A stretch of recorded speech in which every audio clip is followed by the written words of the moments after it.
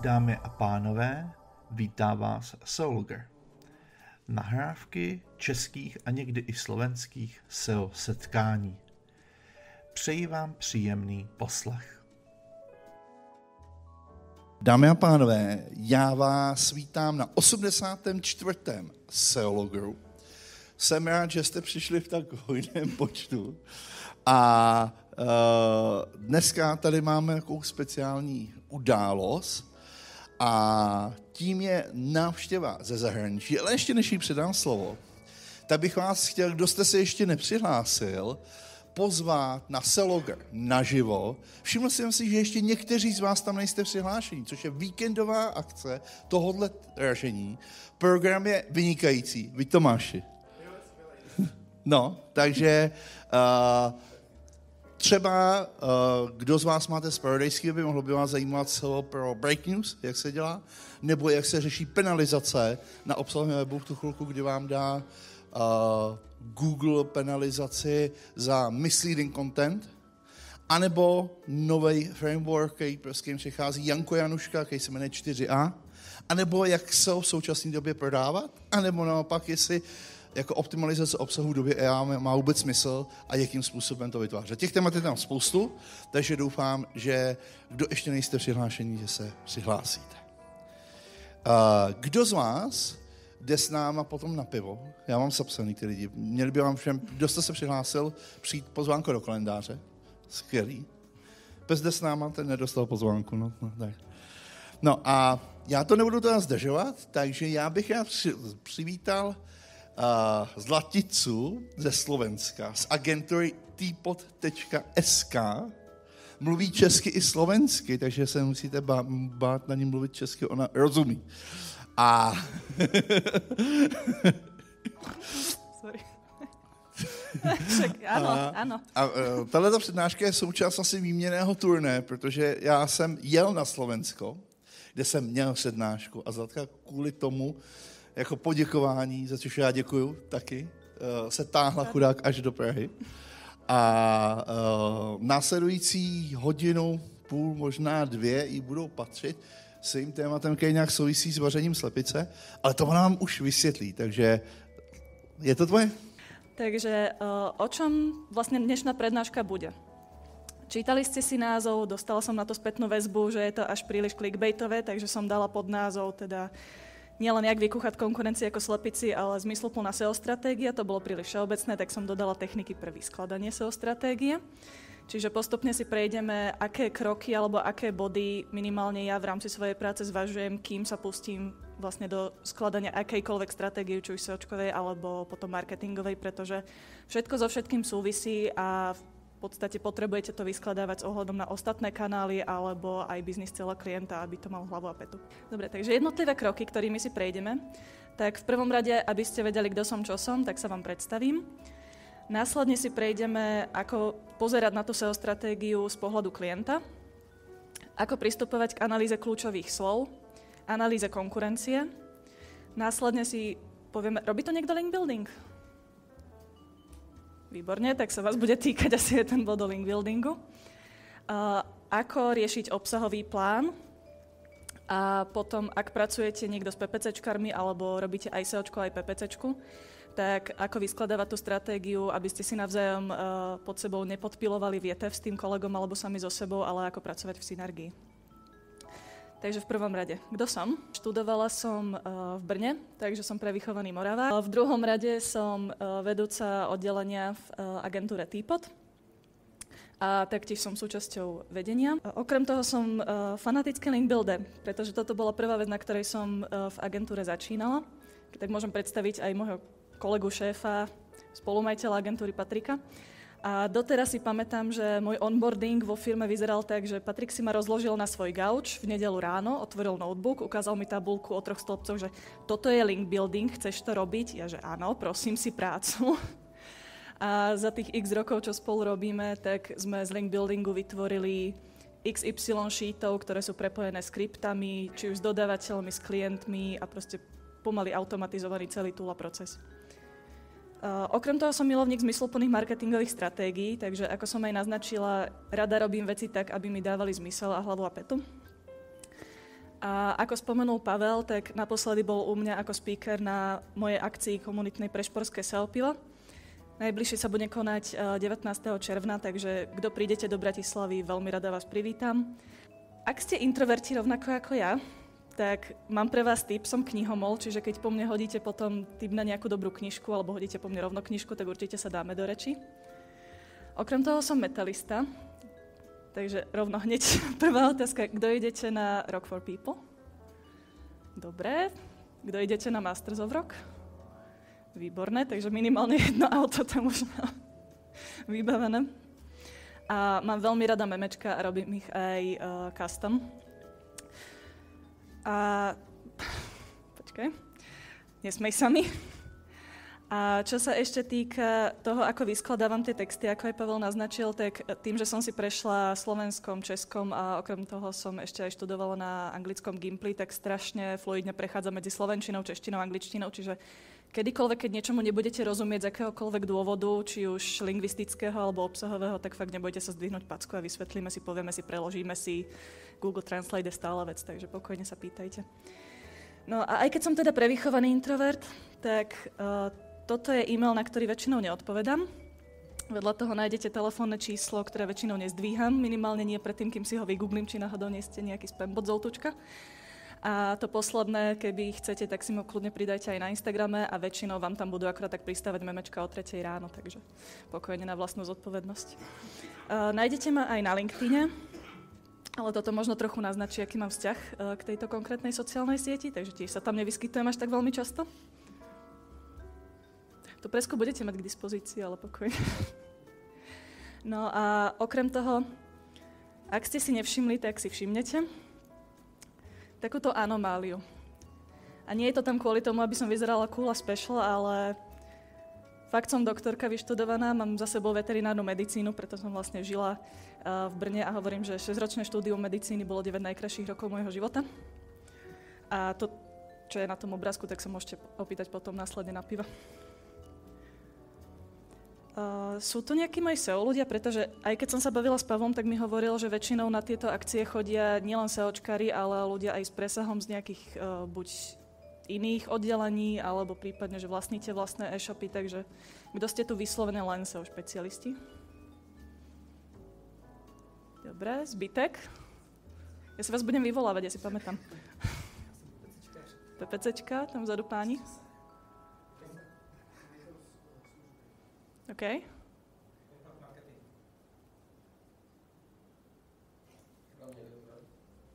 Dobre, a tuto vpredu bol ešte niekto?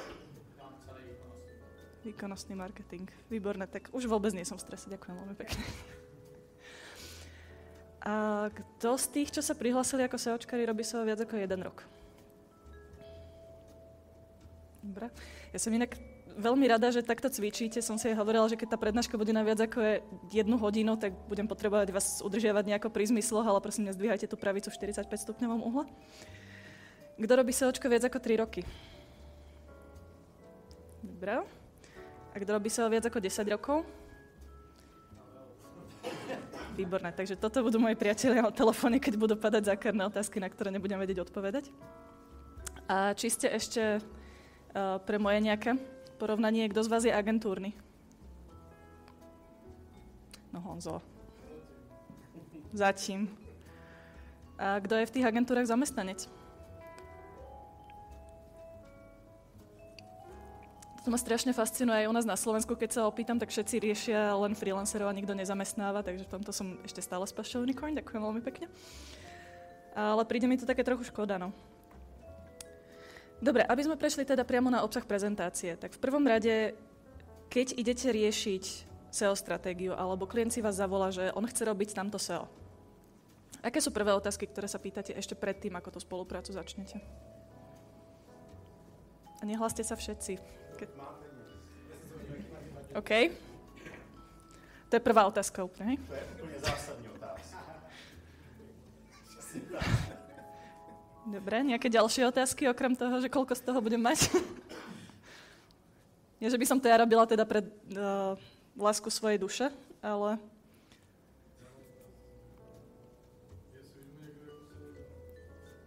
OK, predchádzajúce spolupráce.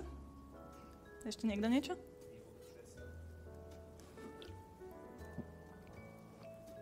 Prípadne prečo to SEOčko chce robiť, že áno? Ešte niečo vás napadne?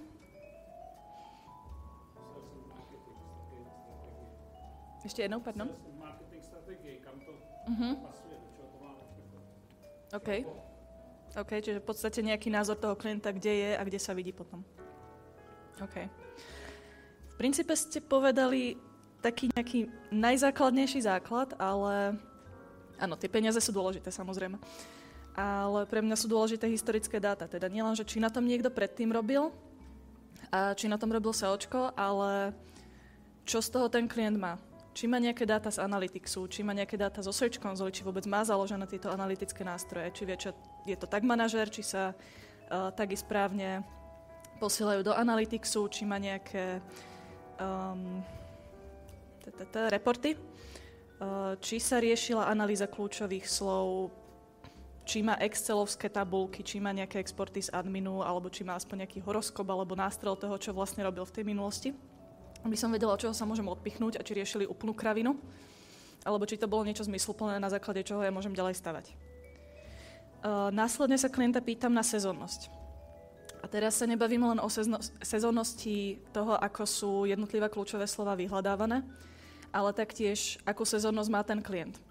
Čo znamená, kedy chce mať svatý pokoj, kedy sa na tú sezónu začne pripravovať, kedy je potom tá perióda, že ide do full sezóny a to vtedy viem, že nebude mi odpovedať na e-maily, nebude mi zdvíhať telefóny a už vôbec sa nebude zaoberať tým, že ja chcem po ňom, aby mi schválil nejaké texty na web. To som akurát teraz riešila s jedným externým kolegom, ktorý mi naposielal texty a prosím ťa, pošli to na klienta, aby on schválil, či túto tie konkrétne typy brokovníc tam môžu byť alebo nie. Ja kúkam, no nehnevaj sa na mňa, ale on je niekde tam naháňa jelene v rúji. Ja sa ho idem pýtať, že či by mi bol tej lásky ochoty a nehy schvaľovať nejaké texty na web. Nehrozí. Samozrejme, nechcem tým povedať, že budete potom publikovať koniny, to vôbec nie, ale aspoň sa zariadiť s tým, že pripraviť si tú stratégiu vopred a jedna, keď bude v sezóne, tak už to máte rolloutnuté, ale druhá, ak nebudete potrebovať ten zásah klienta, do toho nebude vám stať robota a následne sa vám klient neozve o 3 mesiace na to nasrali, že prečo sa nič nedieje na organika. Taktiež nielen sezónnosť klienta, ale aj keď chcem možno tú sezónnosť pozmeniť. Vidím, že viacero z vás má okuliare, alebo aj tí, čo nemáte okuliare. Riešili ste niekto operáciu zraku laserovú? Dobre. Výborne, ďakujem. Kedy si dával zoperovať oči? Alebo si zvažoval, že si chceš dať zoperovať oči? Že kde by ti to zapadalo do kalendára, alebo čo ti príde najlogickejšie? Ísť tam na jar, leto, jeseň, zimu? No, a kedy si tam bol? Ja, tak to som si vybral super príklad teraz, že? Ne, ale ako väčšinou ľudí, keď sa spýtam na to, že ak si chceš dať zoperovať oči, kedy by si to robil, tak všetci povedia kedykoľvek inokedy, len nie v lete. Lebo chce ísť na dovolenku, chce sa potápať, slnko. Pritom realita je taká, že v zime je to možno ešte aj horšie, ako v lete dať si zoperovať oči, pretože keď idete potom na svah lyžovať, tak to, že sa vám odráža svetlo z toho napadaného snehu, tak to tým očiam škodí ešte viac možno ako priame slnko v lete. Takže zároveň túto informáciu môžem potom použiť na to, aby som edukovala našich pacientov, kedy to môžu zvažovať a tým pádom tomu klientovi pridám jednu sezónu navyše. Takže nebude mať len nátresk v lete, kedy nestíhajú, musia tých ľudí posúvať, odmietať, tí klienti môžu potom ísť ku konkurencii a tým pádom mu vytvorím 2 sezóny, ktoré by ani nenapadli. Čo sa týka konkurencie, tak stretli ste sa s tým, že aj keď ste robili prvé posledné pre toho klienta a ukazovali ste mu, že tuto sme na prvom mieste, predbehli sme túto konkurenciu, tak ním to ani nepohlo? Lebo mne sa to stalo a viackrát. Takže... Tomáš má už čo to za sebou. Nie, hele. Ono je podľa mňa rovnako dôležité, ako pozerať na tie dáta z toho SEOčkarského hľadiska, je aj pýtať sa klienta na jeho pocity. Pretože akokoľvek budete potom reportovať, aké ste mali splnené KPI-ka, kde ste takú konkurenciu v organike prešťali, ak to mám takto blbo povedať, tak ten klient stále bude mať pocit, pretože hen tam s Vencov, s ktorým sa pohádal 10 rokov dozadu a on si založil svoju firmu a teraz navzájom si konkurujú, tak on bude najviac happy z toho, že tam potopí typka, ktorý ho nejako oklamal v biznise 10 rokov dozadu a bude z toho viac happy, ako keď premôžete konkurenciu, ktorá je reálna v rámci organiky.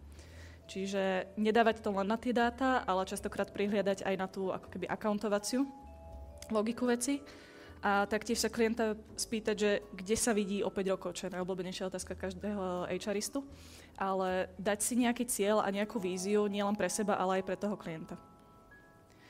Okrem toho je dôležité pýtať sa aj na maržu jednotlivých produktov, pretože ono je síce super, že ja budem na prvých pozíciách na produkty, ktoré sú vysoko vyhľadávané, ale pokiaľ ten klient na tom zarobí 0 prd a ešte aj prerobí tým, že dá veľa peňazí optimálne na tú správu SEOčka, tak tiež nebude tak spokojný, ako by bol, keby sa ho na rovinu opýtam, že pozrite sa, tak toto to vyhľadáva menej ľudí, ale máte na tom 50% maržu, poďme do toho.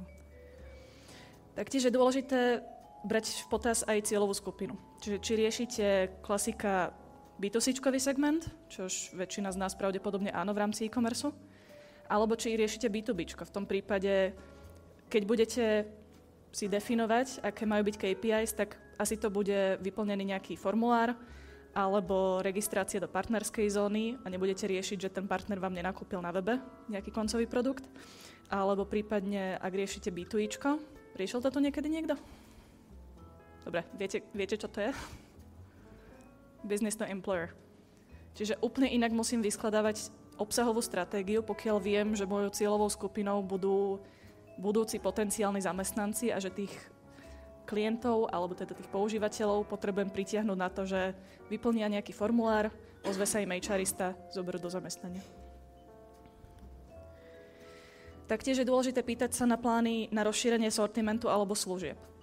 Čo znamená nie len, čo je teraz na webe, ale či plánujeme nejaké konkrétne produkty alebo kategórie produktov sťahovať. Ja mám strašne pocit, že sa mi smeješ, prepáč. Dobre. Či budeme nejaké produkty konkrétne sťahovať z obehu, alebo či práve budeme rozširovať ten sortiment, pretože v tomto prípade si viete vytvoriť tú stratégiu v predstihu a tým pádom, keď ten klient povie, že OK, už sme ready, už som dohodnutý s dodávateľmi, poďme do toho, tak to môžete rovno rolloutnúť, nemusíte čakať zase 3 mesiace, kým to nabehne, ale už idete vlastne do hotovej stratégie. No a okrem toho je ešte veľmi dôležité zvážiť aj expanziu na zahraničné trhy, čiže či ten klient plánuje zostať len v Česku, na Slovensku, Maďarsko, Poľsko, alebo či má ten námysel ísť aj do zahraničia. Čo znamená, že v tomto prípade budete zvažovať nielen SEOčkárske záležitosti, ako či navrhnúť jazykovú mutáciu webu, alebo vytvoriť novú doménu, ale zároveň aj musíte na to pozerať komplexnejšie s ohľadom na brand. Pretože keď Alza išla z Čiech expandovať, tak na Slovensku je to Alza, v Maďarsku je to Alza, v Rakúsku je to Alza. OK, dá sa.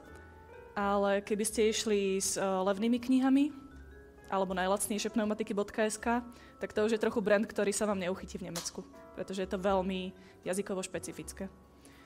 A v tomto prípade jeden z mojich milovaných príkladov, tak u nás Musiker, poznáte?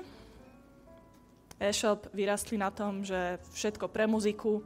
No, oni sa rozhodli, že oni nechcú predávať len všetko pre muziku a že chcú, jak to bolo, kvalitné trávenie voľného času. A keď mali ten brief o tom, že kam idú ďalej posúvať tú značku, tak teta toto tam povedala v každej druhej vete, že im ide o to, aby ľudia kvalitne trávili svoj voľný čas. Dobre, ale ja keď idem na lyže, tak mne fakt nenapadne, že lyže budem kúpovať v Musiceri, akokoľvek sa snažia mi túto premisu alebo tento claim natlačiť do hlavy. Takže myslieť zároveň aj na toto. Jedno za všetko, a toto tiež ukážem prstom. V konečnom dôsledku, ak si tých klientov salesujete sami, tak dávať veľmi veľký pozor na to, čo si poviete, čo si nasľubujete už na tých úvodných stretnutiach, lebo keď tam zaznie nejaký dôležitý buzzword, tak ten klient sa toho bude držať zubami nechtami do konca života. Alebo prípadne, ak pracujete v agentúre alebo pre nejakú firmu a máte tam sales team, nikto v živote tomu klientovi nevie dať to, čo mu salesák slúbi. Takže priamo na toto pozor a už na začiatku si veľmi špecificky definovať, čo ideme robiť, ako to ideme robiť a čo je realistické, aby vás to nekoplo do prdla. To vystrihneme. Dobre. Ja inak trochu nadávam, keď sa uvoľním, takže keď tak kľudne sa mi hláste, že nie je to OK. Dobre, v prvom rade. Keď už ideme robiť analýzy a nejakú stratégiu, tak mala by sa opierať o analýzu kľúčových slov. Mňa by inak zaujímalo, že ako označujete skratkou analýzu kľúčových slov v Čechách? AKV, dobre. Ešte nejaké názory? OK. Lebo ja som do dnešného dňa používala KVA a dostalo sa mi, že by to malo byť KA. Tak ja neviem, tak som to radšej vypísala, že analýza kľúčových slov, ale nechám si poradiť. Kto z vás používa Ahrefs, alebo teda všade prítomné Ahrefs na analýzu kľúčových slov taky? OK. Kto z vás nepoužívate, tak čo používate miesto toho? OK. Ešte niečo iného? OK.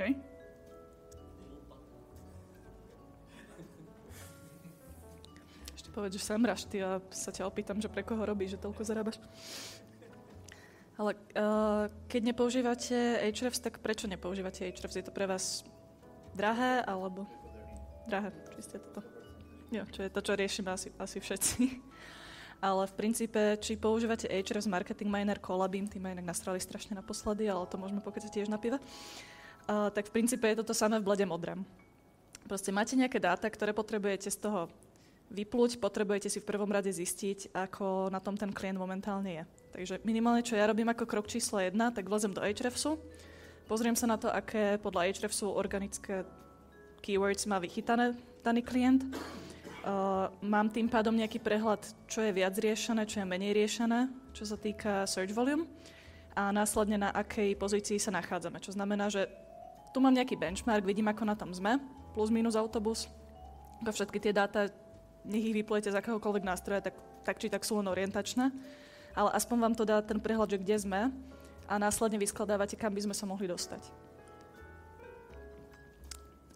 Kto teda robíte, nerobíte, alebo neviete, ako robiť s Ahrefsom? Mne tento nástroj osobne najviac prirastol k srdcu, jednak pretože to bol jeden z prvých, na ktorom som sa učila SEOčko, a druhák mne to príde užívateľsky veľmi príjemné.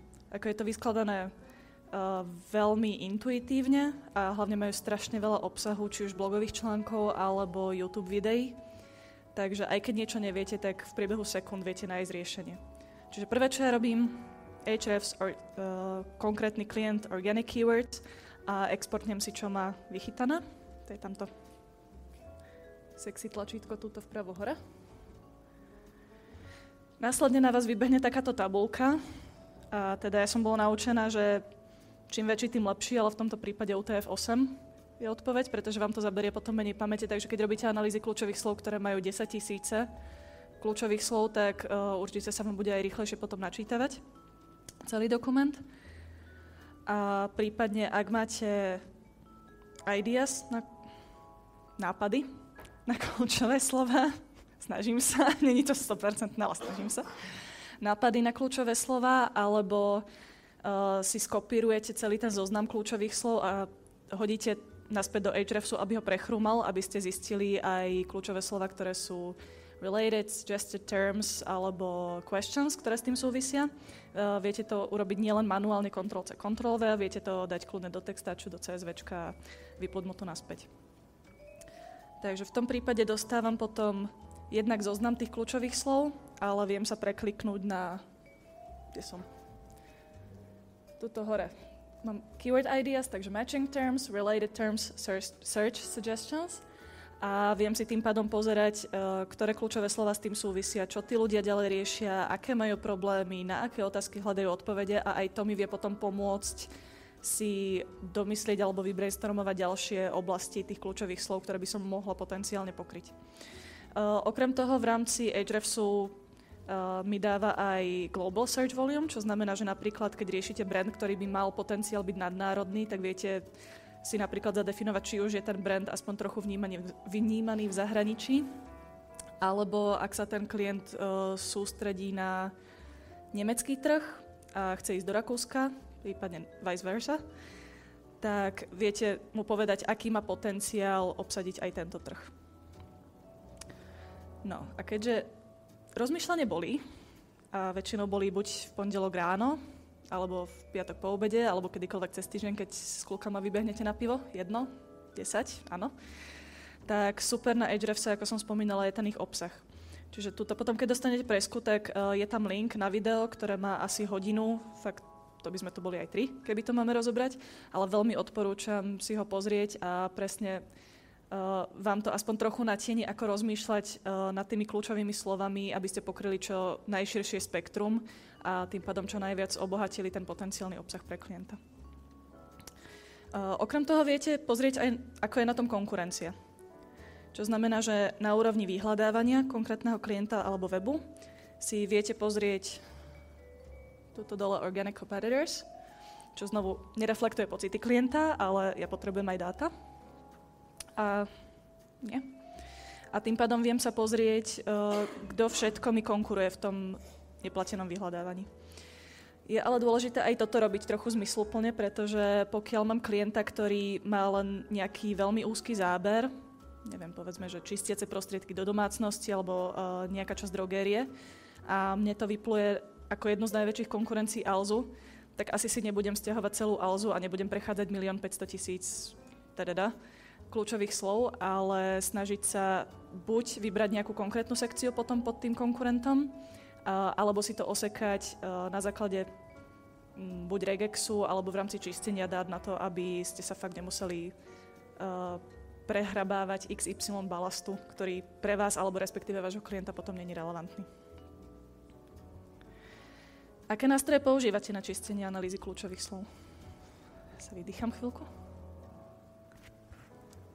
Takto, používate nejaké nástroje na čistenie? OK. V princípe, áno, viete na to použiť GPTčko. To je teraz, predpokladám, že asi najčastejšia forma, lebo do určitej miery je to tiež blbovzdorná. Taktiež veľmi ma bavilo, myslím, že 2 roky dozadu na SEOlogeru naživo bol Marek Prokop, ktorý nám robil workshop na to, ako čistiť tieto dáta v R-ku. Chce to určitú mieru toho byť trochu kockatý a trochu rozumieť programovaniu, ale čo som teraz pozerala na LinkedIne, tak plánuje rozbehnúť nejaké školenia, workshopy aj vo svojom voľnom čase, takže určite sa mu ozvite, ak toto je niečo, čo by vás zaujímalo a fakt ako brutálne veci sa s tým dajú robiť. Okrem toho, ako spomínal Honza, tak OpenRefine, to si myslím, že je niečo, na čom sme tiež väčšina vyrástli a všetci poznajú ten článok od Visibility, ktorý hovorí o tom, ako čistiť analýzu kľúčových slov. Taktiež to môžete robiť pomocou Google Sheets. Áno, je to pracnejšie, ale tiež keď si tam zadefinujete nejaké konkrétne metriky, podľa čoho by sa tie kľúčové slova mali filtrovať, dá sa to veľmi pekne očistiť. Ako spomenul Pavel, tak určite je možnosťou aj lacná pracovná sila, takže SEO juniori. Alebo potom je ešte jedna z možností, že ste masochisti a baví vás nad tým sedieť sami do 4 ráno. Občas pri menších klientoch, ktorí ma bavia, toto robím aj ja, takže nebudem nikoho súdiť. V rámci čistenia tej analýzy kľúčových slov, je tu niekto, kto odovzdal klientovi analýzu kľúčových slov, ktorá mala nad 20 000? Ty na to nepozeráš, ty to exportneš a poslednej. Ja to vždy tak pozriem na koniec, pozriem, čím všetkým sa musím prehrať. No, práve, no ja ťa chápem. Ale kto ste to posielali, myslíte, že ten klient z toho niečo mal? Akože reálne, že z toho vyskladal následne, ak ste teda nemali pod sebou tú správu, ale po ňom hodili analýzu kľúčových slov, akože malo to pre ňoho význam? Vedel z toho potom žiť najbližších 3, 4, 10 rokov? Jo? Lebo tam vzadu sa to už trochu viac zaseklo, takže... Tam je totiž to, že přece jenom to jsou jako data, to je jako říct, ty data Google ty jsou k ničemu, protože jsou nesrovnatelných a jich tam hodně. To netvrdím. Ale to netvrdím, ale príde mi, že keď už chcem prezentovať klientovi nejakú stratégiu, tak hodiť po ňom analýzu, ktorá je na desiatky tisíc kľúčových slov, s tým, že tak toto mi teraz prejdite a povedzte mi, čo z toho pre vás je relevantné, tak ten klient mne osobne sa na to vždy vyprdol. Že ako videl niečo veľké, nerozumel tomu, aj keď som sa mu to snažila vysvetliť a v podstate ja som si tým pridávala tú robotu navyše, pretože sme si nezadefinovali, ktoré tie oblasti sú pre ňoho dôležité s ohľadom presne na tú sezónnosť, maržovosť teda.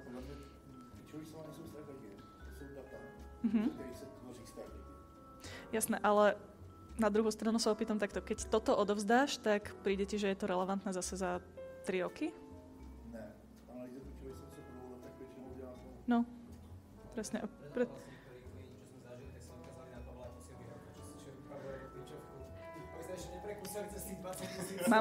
Ja tam mám príklad na jedného klienta, možno ešte spomeniem, ale teda ten prešiel všetkými SEOčkármi československými, to je masaker.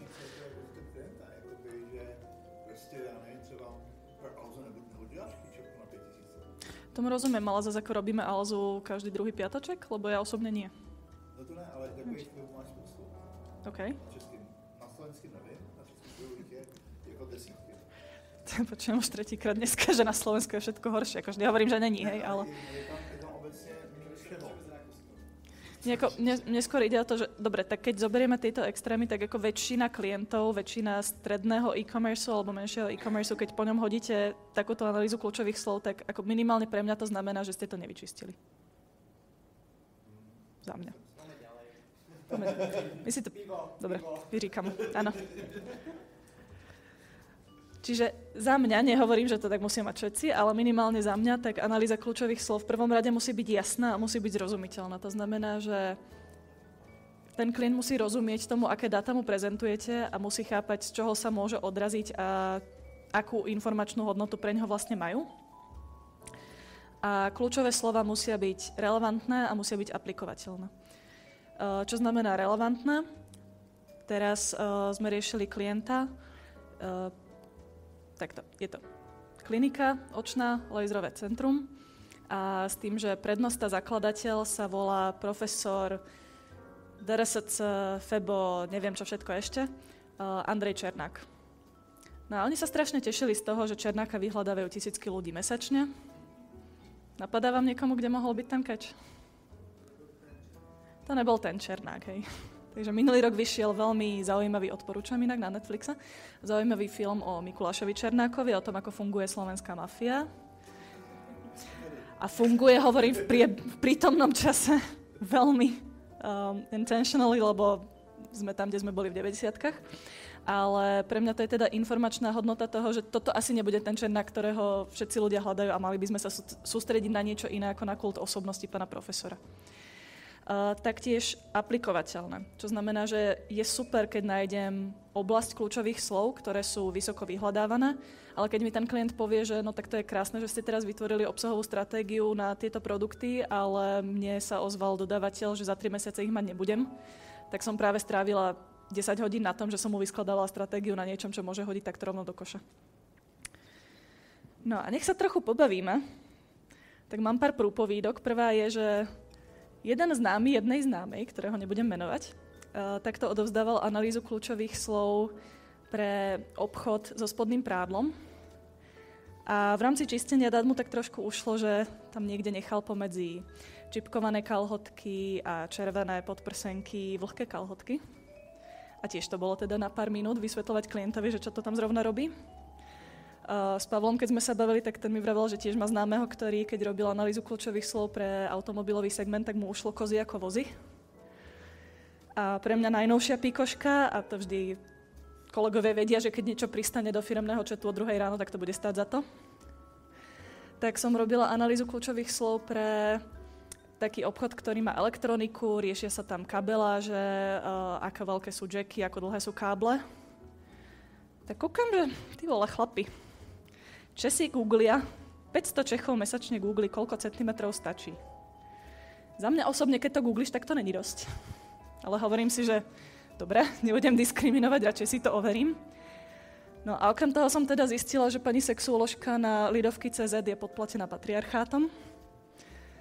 A neviem ako dámy, ktoré tu sedia, aj keď vás je pomenej, ale ja osobne nesúhlasím. Ale tiež by to bolo teda priestor na veľmi plodnú diskusiu, keby to tam nechám, predpokladám. Takže, keď máme analýzu kľúčových slov, máme ju vyčistenú, vieme sa pozrieť na to, aké tie dáta sú naozaj relevantné pre daného klienta. Ja sa napijam, dajte mi sekundu. Ďakujem. Tak zároveň ja veľmi rada, aby som si to dala do nejakej perspektívy alebo širšieho kontextu, tak sa už rovno potom pozerám na to, či ten klient má nejaké z týchto kľúčových slov vychytané. A napríklad v prípade obsahu, a obsah v angličtine to sú také tie klasické slova where, when, how, review, versus. Častokrát toto sú veci, ktoré ľudia hľadajú, keď hľadajú obsah. Na Slovensku, v Čechách je to trochu osekané ako najlepší, najkvalitnejší... Ešte raz, prepáč? Nepočujem.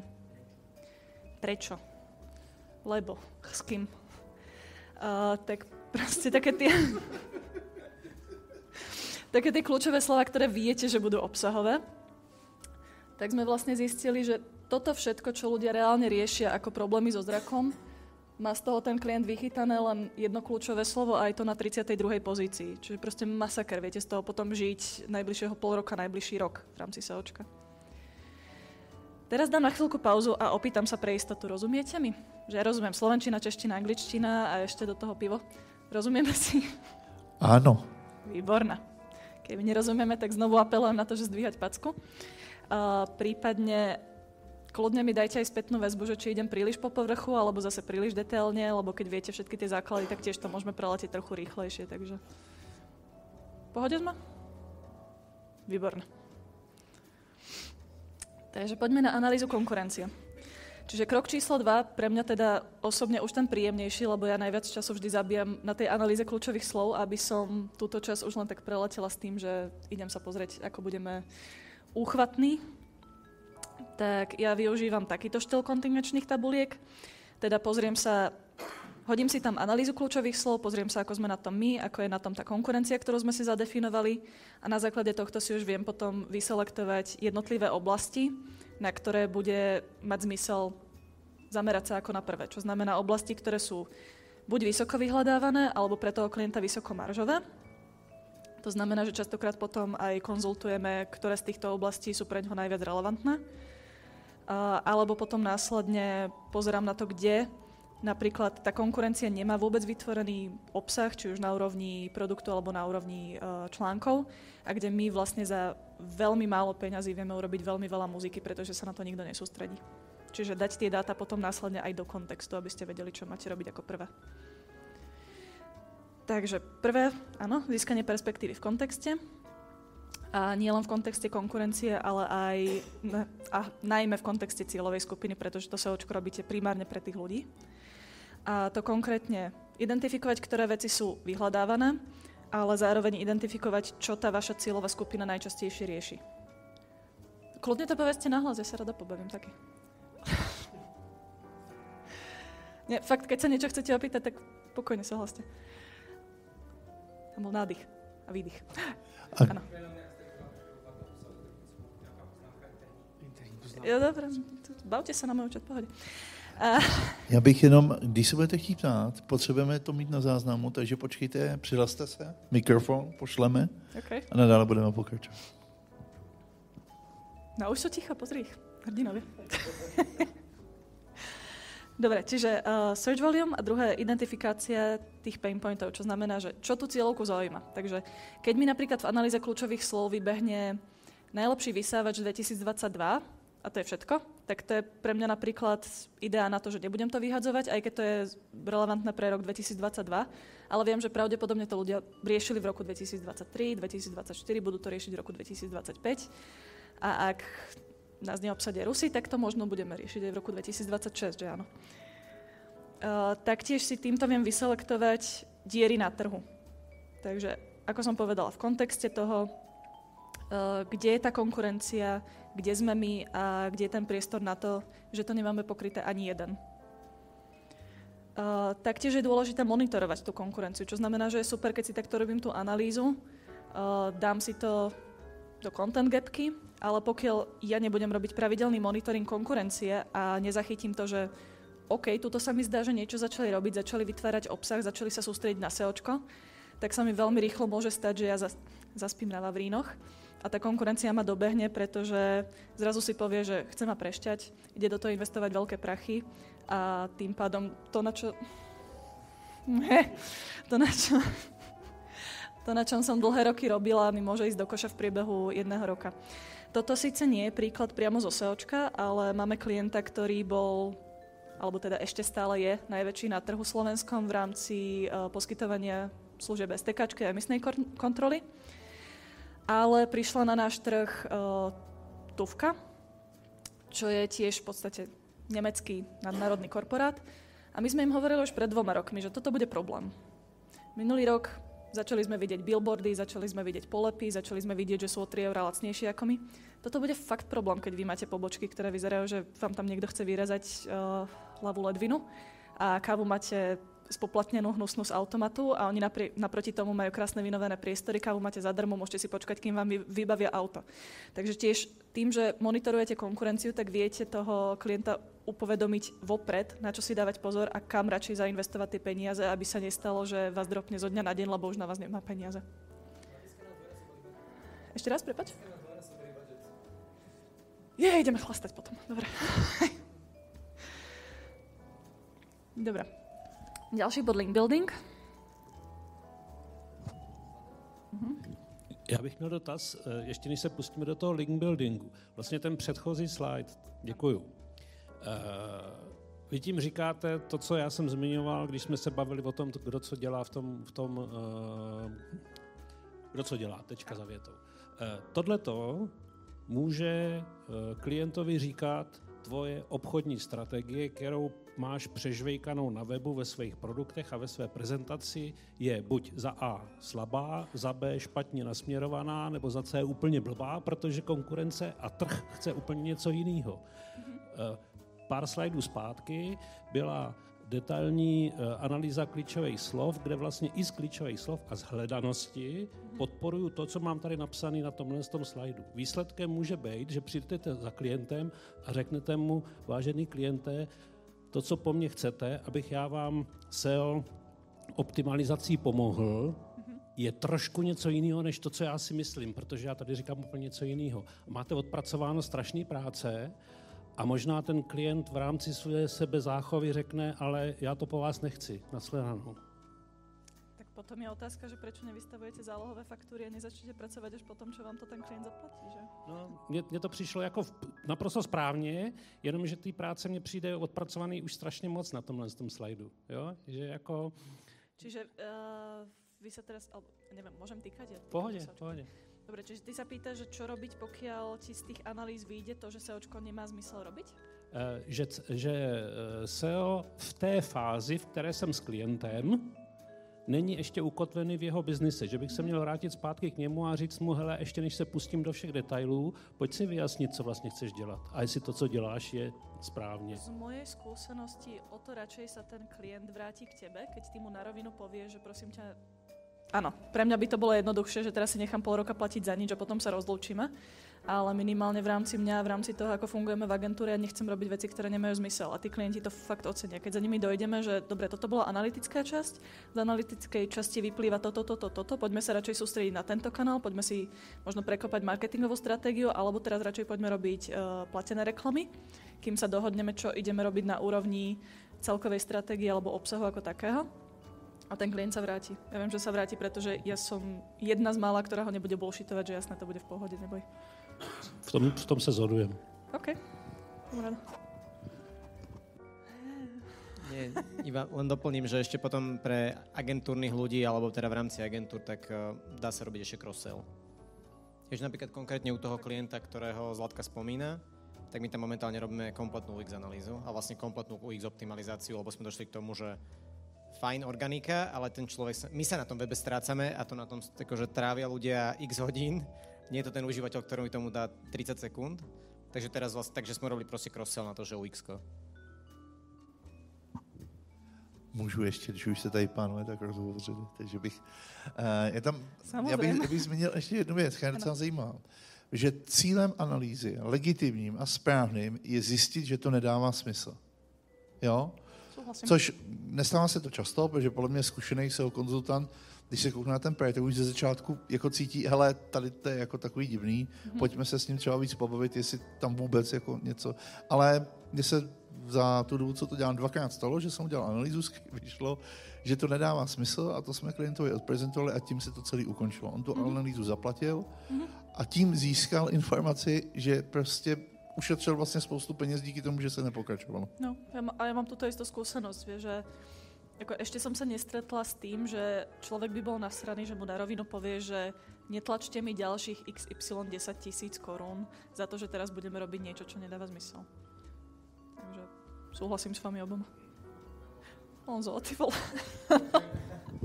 Jo, já mám jenom takový k tomu poznatek možná, že občas si vlastně ani udělat jako nepotřebuješ.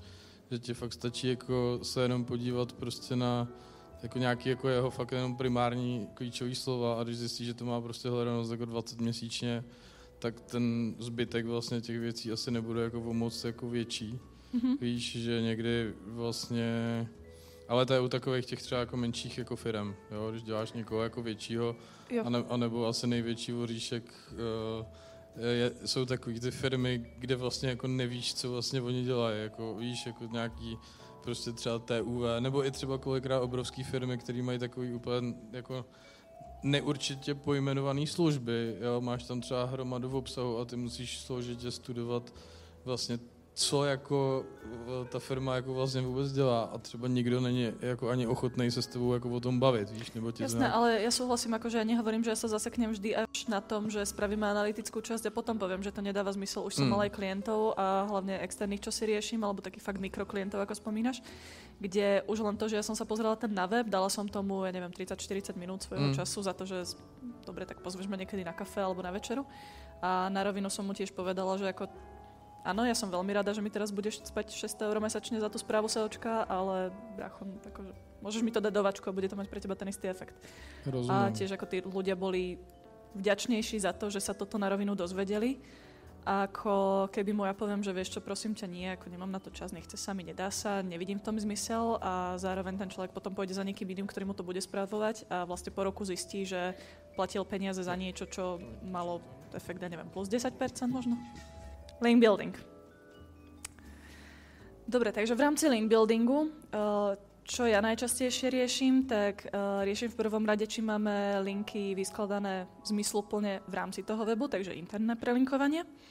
A v tom prípade ale toto všetko už musí vychádzať z toho, že máte za sebou nejakú analytickú časť, lebo nemôžem prepájať jedno s druhým, tretím, keď vôbec nemám ani zadefinované, čo sú moje sťažejní stránky, čo sú moje hlavné kategórie, čo sú moje hlavné nosné produkty, čo chcem najviac podporiť v rámci tej indexácie. A taktiež zadefinovať si, aký ten obsah budem doplňať a taktiež podporiť tú indexáciu nových podstránok tým, že ich budem spomínať častejšie na webe. Následne externý link building. Mne sa veľmi osvedčilo hlavne pri klientoch, ktorí riešili nejaké zdravá výživa, takto odkazovať sa na externé weby a hlavne uvádzať zdroje, ktoré sú vysoko relevantné. Takže poznáte Google Scholar? Či nakýve hlavou, kto nie, tak to je v poriadku. Ja som tiež nevedela dlho, čo to je, takže celú vysokú som bez toho prežila, aj neviem ako.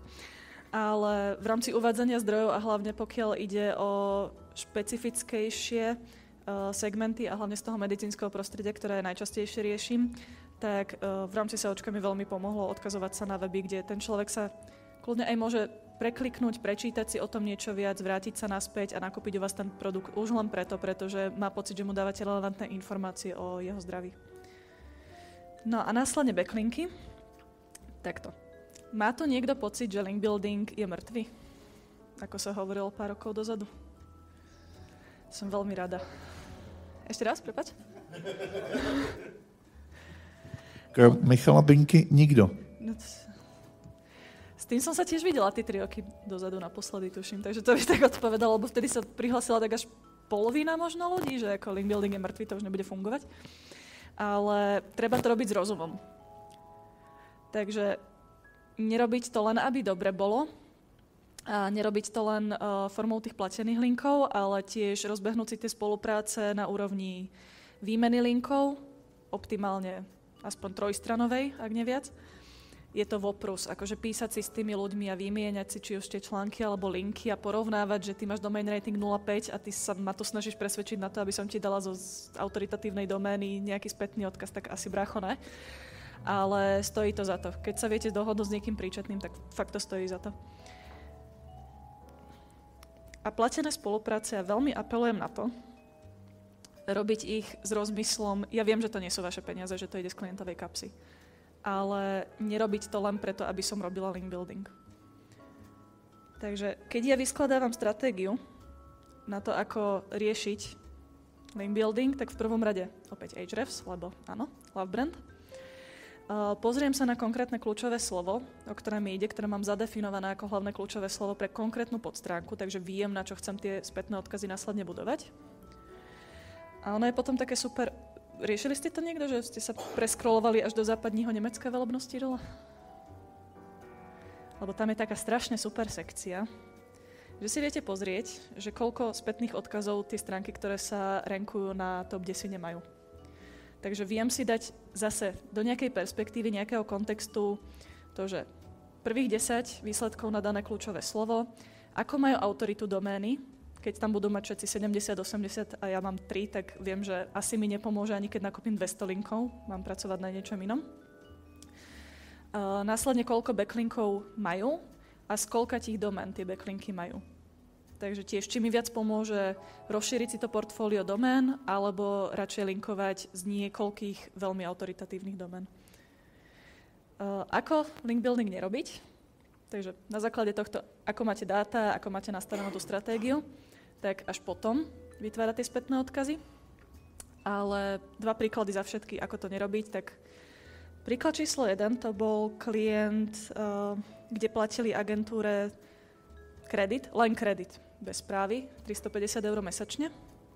A keď som sa pýtala na to, keď sme ich preberali pod seba ako klienta, tak som sa pýtala na to, že či majú teda nejaké historické dáta, analýzu kľúčových slov, analýzu konkurencie, obsahový plán, či majú stanovené hlavné kľúčové slovo, alebo potom tie podružné kľúčové slova pre konkrétne landing page, tak nemali nič. A moja otázka je, že ako viem, na čo chcem robiť link building, keď vlastne neviem, na čo chcem cieliť a na ktorej podstránke na to chcem cieliť. Čiže pre mňa malo by to mať tú postupnosť a áno, je to proste voprus, ale naša práca je veľmi systematická a robiť krok číslo 3. Ja vždy link building prirovnávam k tomu, že staviete si strechu, bez toho, aby ste mali steny a bez toho, aby ste mali vykopané základy. Tak nie, že to nemá zmysel, ale má to zmysel až potom, čo máte nastavenú tú on-page stratégiu. Druhý príklad, ten bol teda ešte krajší. Tak to je veľmi veľký klient v rámci stavebného segmentu, alebo také traktory, bagre, záhradná technika a takéto srandy. To bol klient, ktorý mal budget 7-8 tisíc eur mesačne a na kredit dávali 100 na SEOčko. A s tým, že klient nás poprosil, aby sme išli robiť audit SEO aktivít. Ja nechcem nikoho odčierňovať. Možno trochu budem, ale nechcem. Ale sedela som tam takto s chalaniskom z veľkej slovenskej agentúry a som sa ho pýtala, prečo to robíš? No, tak lebo klient si platí link building a robíme link building. Tak som kúkla do toho reportu. V reporte za tých 100 € mesačne mali za predchádzajúci mesiac jeden no-follow link, ktorý vraj vyšiel 100 €, čož ako ja nie som proti tomu, aby sa robil link building aj pomocou no-follow linkov. Ale prečo tomu klientovi reportuje, že to pre teba bude mať nejaký prínos v rámci zdvíhania autority domény? A keď už, tak aspoň prosím ťa vyreportuj, že daj si tam UTM tak a ukáž mi, koľko tých ľudí organicky chodí z toho článku k tvojmu klientovi. No a okrem toho tam dali ešte 9-krát backlink na, že z fejkových agentúrnych facebookových profilov tam umiestňovali spätné odkazy vlastne na toho klienta. A ešte ani nebolo poriadne nastavené OG, takže keby sa vám to aj zobrazí niekde na newsfeede, akože neviem kde, tak to vyzeralo ako spam link, na ktorý keď kliknete, tak vám zavolá Indian Tech Support, že vám stiahli z kreditky 3000 € a čo s tým ideme robiť a že mu musíte dať svoje social security number a ideme to riešiť. Takže pre mňa toto bolo vyslovené, že na čo tam pchám tie peniaze, keď toto by bol práve klient, kde som mohla ten budget ušetriť a kde by sme mohli napríklad písať buď SEOčkové články, kde by som si vyslovene povedala, cez aký anchor text a aký spätný odkaz chcem, alebo potom zainvestovať do PR článkov, pretože toto bol vysoko PR-kový segment. A to by podľa mňa malo väčšiu pridanú hodnotu, ako takto 7 rokov kontinuálne míňať 100 mesačne. Takže opäť apelujem, ako sme sa tu aj rozbehli v diskusii, povedať, že niečo nemá zmysel, alebo navrhnúť tomu klientovi, že má väčší zmysel ten budget používať niekde inde, tak to fakt není hanba. A myslím si, že sa vám ten klient len a len poďakuje. Obsahový plán. Ja sa zase napijem a ideme ďalej. Medzi tým niečo? Niekto? Dobre, keď už máme teda zadefinované, čo ideme robiť, kde ideme robiť, tak ešte je otázka, ako to ideme robiť. Či už pre účely SEOčkarov alebo copywriterov, mne sa najviac osvedčili takéto blbovzdorné tabulky, kde máte všetko buď vyklikávacie alebo vyslovene napísané na debila. A keď sa stane niekde nejaký prúser, tak by som sa k tomu vedela vrátiť a vedela opraviť, že presne tuto bol problém, toto si nenahodil, preto toto nefunguje, preto to tam je nejaká hovadina. Ale dôležité je nie len dať si tam kľúčové slova, ako ich má ten copywriter použiť v rámci textu, alebo prípadne aké či už title tagy alebo meta description použiť, ale zároveň dať aj nejaký aspoň rámcový brief tomu človeku, ktorý copy bude vytvárať, ak to teda nebudete vy pomocou GPTčka. Takže takto tiež pre jedného klienta klasika analýza kľúčových slov, potom klasterizácia do toho, aké konkrétne témy spolu súvisia a následne ku nim na copywritera potom išlo OK, tak ten článok by mal vyzerať tak, že to bude veľký test alebo nejaká recenzia. Má tam byť porovnanie produktov, ale samozrejme, že ten náš je najlepší, taký iný by mohol byť lepší. Alebo prípadne, keď tuto ľudia riešia, aký je najlepší nejaký konkrétny produkt, tak jednak riešiť na úrovni obsahu to, čo je normálne, čo nie je normálne, toto nie je normálne, ty máš problém, ja mám riešenie na tvoj problém. Takže už na úrovni toho obsahu nie len povedať, toto je článok, takto to má vyzerať, ale zainkorporuj do toho článku to, že tomu človeku vytvoríš nejakú potrebu, na ktorú ty máš riešenie, alebo ten človek má nejaký problém, s ktorým mu ty pomôžeš.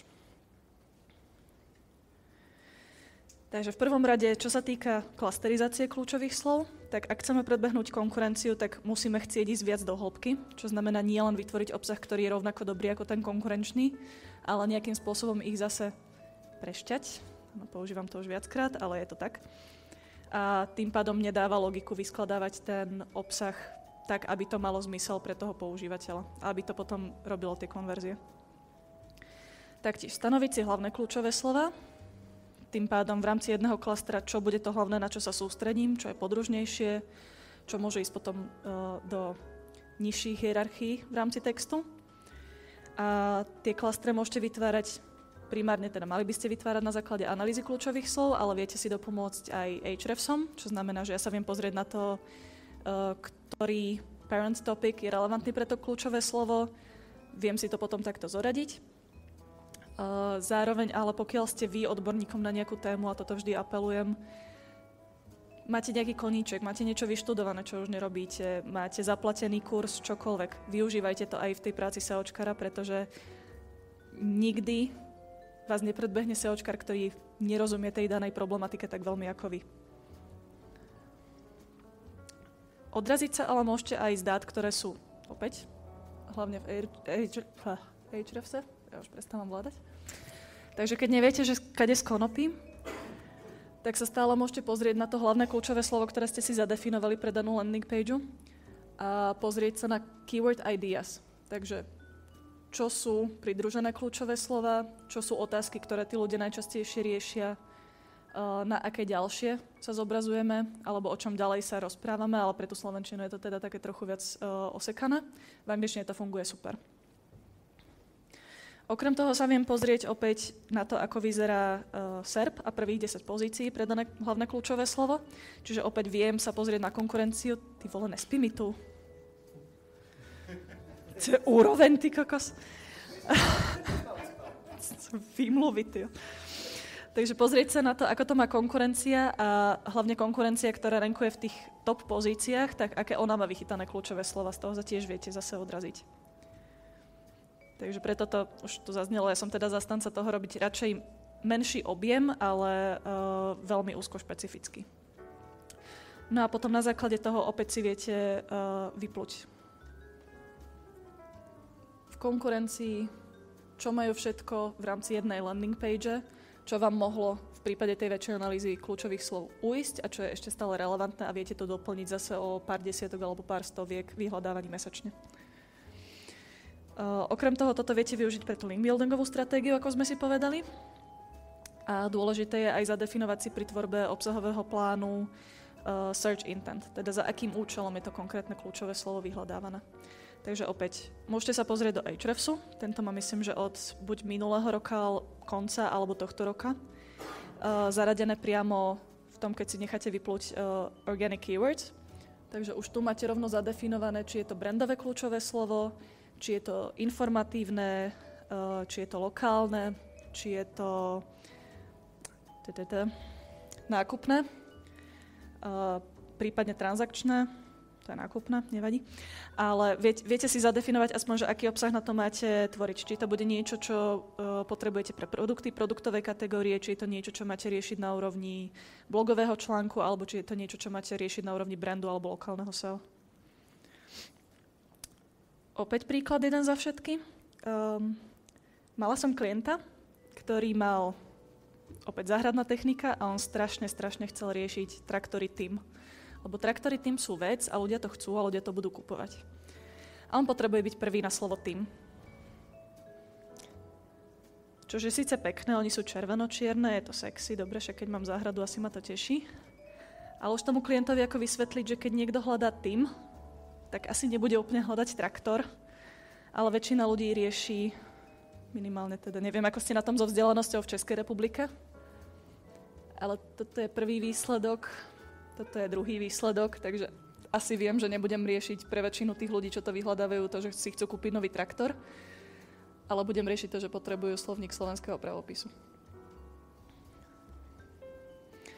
Taktiež na toto môžete použiť aj zdravý selský rozum, alebo ten nezdravý špecializovaný mozog. Ako som spomínala, fakt snažiť sa profilovať v jednotlivých segmentoch alebo v jednotlivých témach, aby ste mali tomu klientovi čo ponúknuť nad priamo tú SEO optimalizáciu.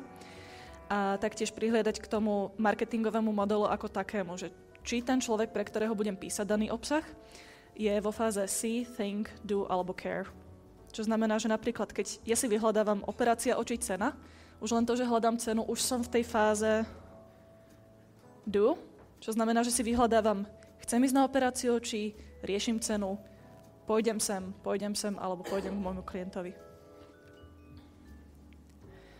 Taktiež treba brať zreteľ na cieľovú skupinu, keď vyskladávate ten obsah. Čiže nielen ako sme si už povedali, či je to B2Bčko, B2Cčko, government alebo employer, ale v podstate čo v tom obsahu ako takom ideme komunikovať. Častokrát je veľmi rozhodujúcim faktorom aj demografia. Čo znamená, že vek. Nielen ako idem komunikovať a či mám použiť tone of voice, ktorý bude zameraný na Gen Z alebo na boomerov. Viete, čo je Gen Z a boomery? Áno, chytáme sa, dobre. Ale taktiež ešte nebude potrebné napríklad viac sa zamerať na optimalizáciu desktopovej verzie alebo viac na mobilnú verziu. Ja viem, že mobile first v rámci SEOčka, ale minimálne v rámci user experience pre mňa je veľmi dôležité vedieť, že keď robím presne pre očnú kliniku a robím primárne pre ľudí, ktorí si dávajú zoperovať šedý zákal, tak asi budem riešiť ľudí, ktorí prd vidia na tom mobile a asi pôjdu radšej na ten desktop. Taktiež, čo sa týka pohlavia, tak tiež mi to dáva nejakú informáciu o tom, že či ten obsah má byť vyskladávaný, že toto je ženské Čečenko, takže ideme predávať, to som mala toho klienta, to bolo tiež zážitkové, hojace kryštály z ametistu, ktoré nechám nabiť na mesiaci a potom z toho čerpám energiu. Takže asi tam použijem trochu iný tone of voice, ako keď riešim záhradnú techniku a to ma extrémne bavilo, lebo tam sme zase mali 3 produkty, jeden najlacnejší, stredný najdrahší, klasika, proste behaviorálna ekonomia. A namiesto toho, aby sme dali ekonomická verzia, zlatá stredná cesta pre profesionálov, tak sme tam vyskladávali copy na štýl: dobre, toto je malá čivava, ktorá ti to trochu pokúša, ale však v pohode. Toto je Rottweiler, ktorý ti dá super tú záhradu, ale keď chceš, aby ti to riadne posekalo trávnik, tak toto je tchýň. A tiež už trochu inak potom pôsobíte na tú svoju cieľovku a viete si prispôsobiť ten obsah nielen na to, aby vám niečo robil z toho SEO hľadiska, ale aby potom aj tí ľudia, ktorí dotiahnete na ten web, tie produkty aj kupovali, aby ste pracovali na tom brande ako takom. Taktiež je dôležitá lokalita. Neviem, ako je to u vás, že ja chápem, že je Praha a potom je Oppidum niekde na Morave, ale že či tu máte tiež taký strašne priepastný rozdiel medzi mestami a potom medzi tými dedinami, ale u nás to je príšerne cítiť, ako aj v rámci volebných preferencií, ale Bratislava je bublinka a pre nás je niečo nepredstaviteľné, ako rozmýšľajú ľudia napríklad na východe alebo v hladových dolinách. Lebo tam je úplne normálne, že idem do roboty, kde zarábam 600 € mesačne v čistom, po robote idem do krčmy, dojdem domov, zmlatím manželku, ráno opakujem. A toto sú asi ľudia, ktorí, ak mám teda produkt, kde chcem apelovať na tých ľudí, ktorí majú tie záhrady a mlatia manželky, tak asi to musím komunikovať trochu inak, ako na človeka, ktorý býva v Bratislave v byte za 500 000, že áno. Čiže aj social background, aj tá lokalita. Následne potom pozrieť sa na to, aké problémy rieši, čiže už na úrovni tej analýzy kľúčových slov, keď nám vyjde, čo konkrétne tým ľuďom môžeme dať ako riešenie problému, ale taktiež na čo je tá cieľová skupina citlivá. Z mojej skúsenosti, Slováci, tí sú proste konzervatívni. Tu nakupovala babička, tu nakupovala mama, tu budem nakupovať ja, je mi to jedno. Od Čechov kľudne v pohode niečo objednám, keď mám niečo objednať z Poľska, tak to je nekvalitný shit, fuj, to nerobím. Ale napríklad v Čechách ja som nezažila niekoho, kto by mi povedal s čistým svedomím, že jasné, ja nakupujem zo Slovenska na e-shopoch. To sa nedieje. U nás to není problém. Slovák si bez problémov objedná z Česka. Čech zo Slovenska nikdy. Zároveň, čo som si všimla, tak u vás je taká docela prdel, že vy ste strašne citliví na cenu. Proste v momente, keď je niečo nejlevnejší, v akcii, nejnižší cena, koleno vrtať za 1 korunu, to je uchvatné. Naproti tomu Nemci sú zase citliví na tú kvalitu. Takže tam ich veľmi nepresvedčíte tým, že dáte na niečo zľavu, maximálne v nich vyvoláte to, že je to nejaký lacný šum, to nechcem, ale idú primárne na kvalitu. Naproti tomu v Británii, tak tam sú zase veľmi citliví na pôvod, oni sú dosť patrioti, takže to, čo je made in the UK, tak to je to najlepšie samozrejme. Prípadne to, čo je handmade alebo manufactured in the UK, tak s tým tam prerazíte najlepšie. A to je úplne jedno, že to vyrábate v Číne a dovezete to cez Poľsko a zrazu je to z Európskej únie a ide to do UK proste. Áno. Taktiež rozdiely vo veku cieľovej skupiny. Tak to sa nám napríklad stalo pri klientovi, ktorý je z Čiech a pôsobí vo Veľkej Británii. Tak v Česku jeho cieľovka sú to rybárske potreby, takže cieľovka 40-tníci, ktorí začínajú mať krízu stredného veku, nechcú byť doma s manželkou, no, tak sa vydajú na ryby. Ale zase v Británii tam dostávali spätnú väzbu, že 70-tníci. A ich prúty sú najlepšie, pretože im to pomáha. Oni už majú artrózu v tých prstoch, kolboch, nevedia poriadne vytiahnuť toho 10-kilového kapra, takže tie prúty sú super. No, potom som teda dostala spätnú väzbu, že toto komunikovať na úrovni toho britského trhu nebudeme a nemôžeme, pretože oni nechcú predávať rybárske prúty pre kriplov. Ale dobre. Ale už len dať si do tej perspektívy, že vlastne v každom štáte, v ktorom ten klient pôsobí, nemôžete použiť tú istú stratégiu, pretože tá cieľová skupina je úplne iná. Taktiež prihľadať na to, že čím ďalej, tým viac tá mladšia generácia vyhľadáva napríklad na sociálnych sieťach. A priamo z tých sociálnych sietí sa potom preklikáva na tie weby a tam nakupuje, takže aj to prepojiť medzi jednotlivými nie segmentmi, ale kanálmi, takže neriešiť len to SEOčko na úrovni webu, ale riešiť to aj v synergii napríklad so social media manažerom. Dávať si bacha na krajiny, v ktorých pôsobí Amazon. My sme mali 0,5 roka dozadu, myslím, tak mi prednášal na mojom evente chalanisko, čo robí pre celú strednú a východnú Európu stratégiu pre Jim Beam. A on napríklad hovoril, že pre Nemecko oni vôbec neriešia nejakú analýzu kľúčových slov na úrovni Google, ale riešia rovno špecializovaný nástroj na analýzu kľúčových slov pre Amazon, lebo viac ako 60% ľudí, keď hľadá transakčné kľúčové slova, tak ide rovno na Amazon. Oni to negooglia. A okrem toho pre nás ešte je napríklad strašne zaujímavé, že koľko z vás stále rieši Seznam. Že myslím 10%, kľudne ma opravte koľko? 10 až 14% mám pocit? Že sa rieši... Je to různý, zhruba od 5 do 25% podle typu webu. Čože dosť veľký rozsah teda.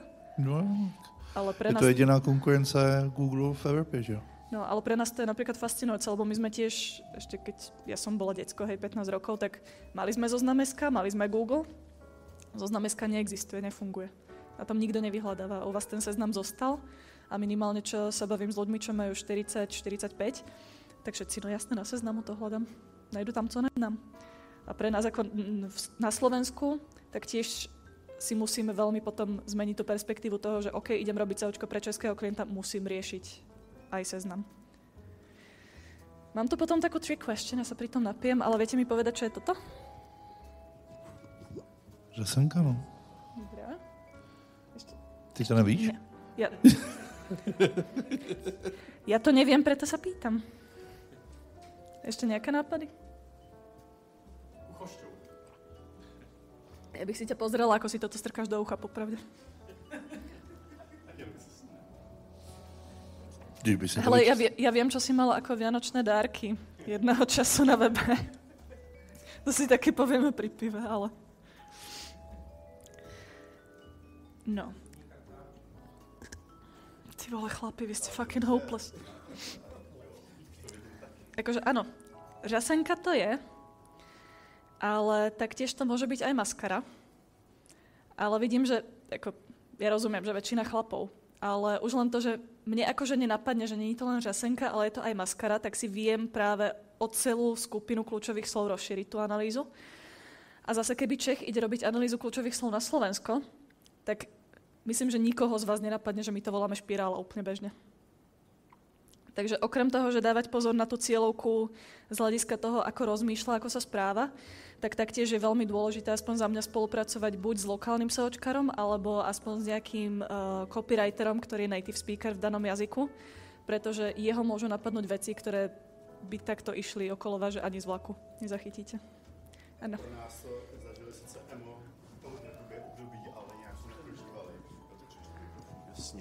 Tak maskara je teda synonymum pro řasenku. Ano. Není to jako nějaký poddruh nebo něco? Ne. Už to je silný hlas, to nenajednou.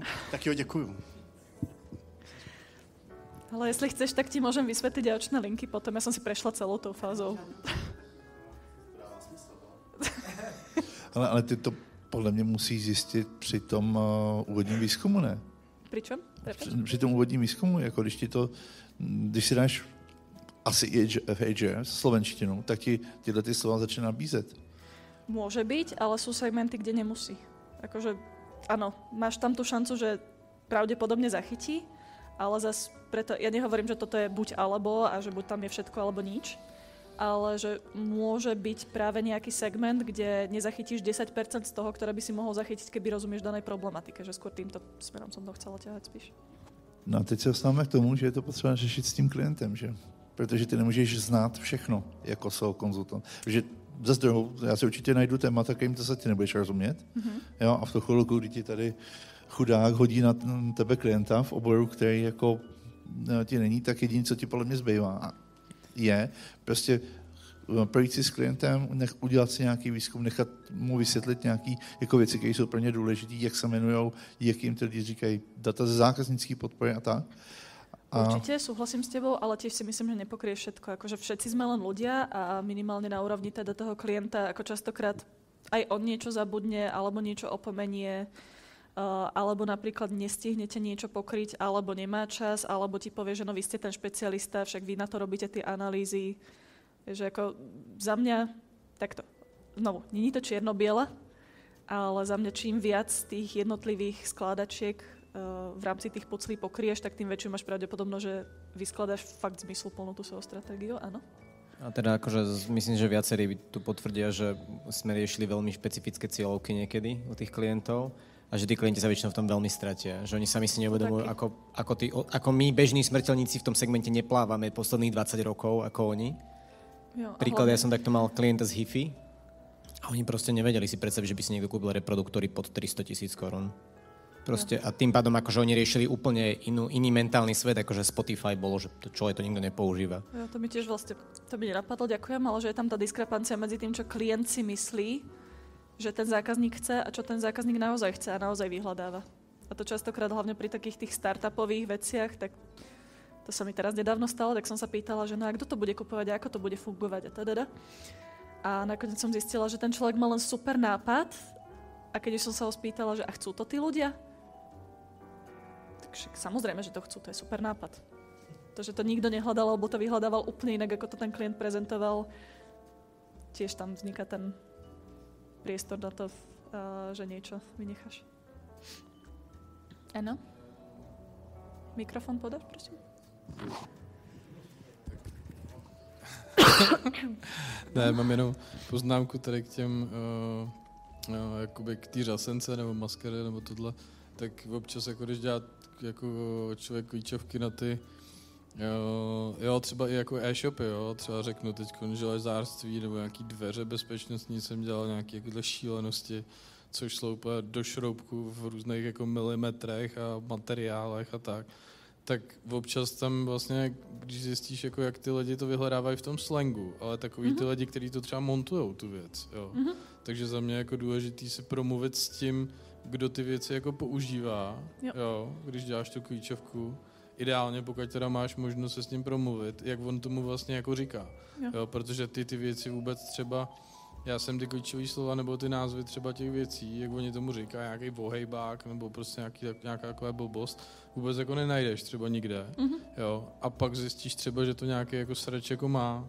Jo, a vlastně, že to třeba má v tom slangu jako větší hledanost, než jako tak, jak je to samozřejmě pojmenované, to mají špatně, že jo, všichni. Jo, určitě. Že hodně, že tohle mi přijde právě super, jako když máš k dispozici někoho, komu potom ukážeš, co si jako ty našla a on ti řekne, hele, ale my tomu říkáme takhle prostě. Jo, tak přesně pro takovéhle jako... Ale to je aj na úrovni toho, že zadefinovať si, či ideš B2Bčko, B2Cčko napríklad už len. No. Lebo tiež sa mi stalo, nastúpila som do firmy, rovno ma hodili do sračiek, som riešila čističky odpadových vod. A tiež vlastne až potom, čo som sa dostala k tomu projektu, a robila sa analýza kľúčových slov a obsahová stratégia, tak až potom vlastne my sme sa dozvedeli od toho klienta, že on chce riešiť B2Bčko. Čiže mne je úplne jedno, že nejaký septik na záhrade, ja som potrebovala riešiť kľúčové slova, ktoré riešia tí ľudia, ktorí idú a na úrovni toho priemyselného sektoru toto riešia. Takže áno, tiež súhlasím s tebou. Jo. Jak to lidi vlastně jako mluví, je třeba mladší jako generace, že to tak prostě už lidi prostě 20 let. Pardon, já bych tomu jenom dodal tak jeden příklad, nevím, jestli se hodí, ale relevance, s kým mluvíme u toho klienta. Protože já jsem dělal klienta, který prodává nebo vyrábí a prodává plechový nábytek, který kupují školy a instituce.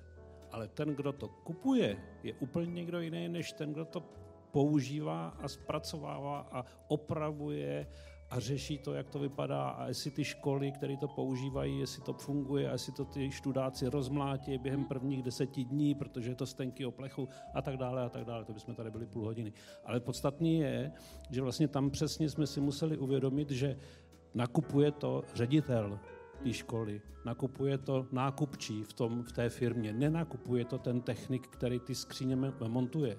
Takže vlastně ty vyhledávací formulace, klíčové slova, celá ta analýza vlastně musela být zaměřena na ty ředitele školy, který prostě používají úplně jiný, byť právě jako ne slang, ale normální slova, protože vůbec netušili, jak se tomu říká. Jo, ale úplně jinou hantýrku, jasné. Mám tam ešte ďalšie príklady, takže kľudne sa môžeme posunúť, alebo prípadne potom pokecať, lebo toto si myslím, že to by bolo... Mi to odratávaš normálne, dobrá. Lebo toto, ako hovoríš, tak to by bolo fakt na hodne dlho. Takže pripíva.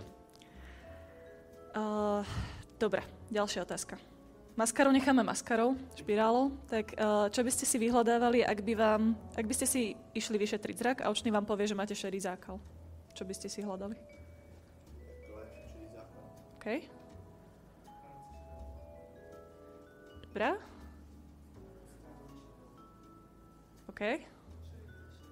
Super.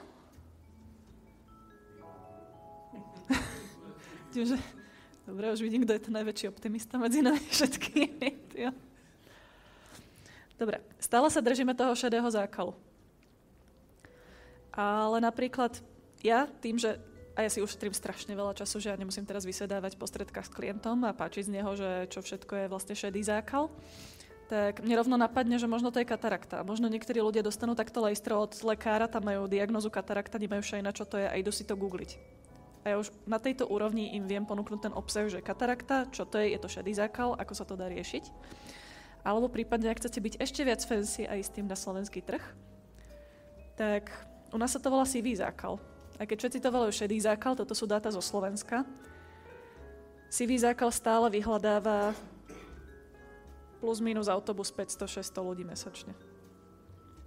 Takže aj týmto smerom si to viem potom pohnúť, prípadne viem tam riešiť to, že sivý zákal je vlastne spôsobený vysokým očným tlakom a toto všetko viem potom vyskladať do jedného klastra a vychytať si ľudí nielen, že idem na prvú, šedý zákal, ale takto si viem pokryť celý ten klaster kľúčových slov.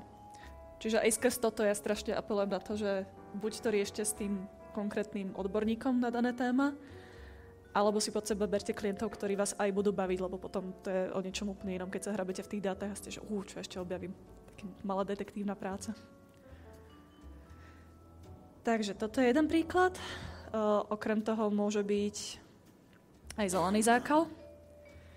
To je zase obsah, ktorý síce nedá riešenie problému, pretože glaukom sa nedá operovať, ale zase je to nejaký obsah, ktorý mi môže dotiahnuť tých ľudí na web a minimálne sa mi môžu objednať na očné vyšetrenie.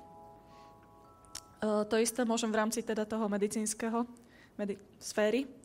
sféry riešiť na úrovni či už dentálnych problémov, alebo vám povedať, že to, že sa frajerka odťahuje a nechce vás poboskať na prvom rande, tak to není preto, že nemáte bavoráka, ale že máte niečo, čo sa nazýva halitóza a zase pracovať s tým obsahom už na inej úrovni.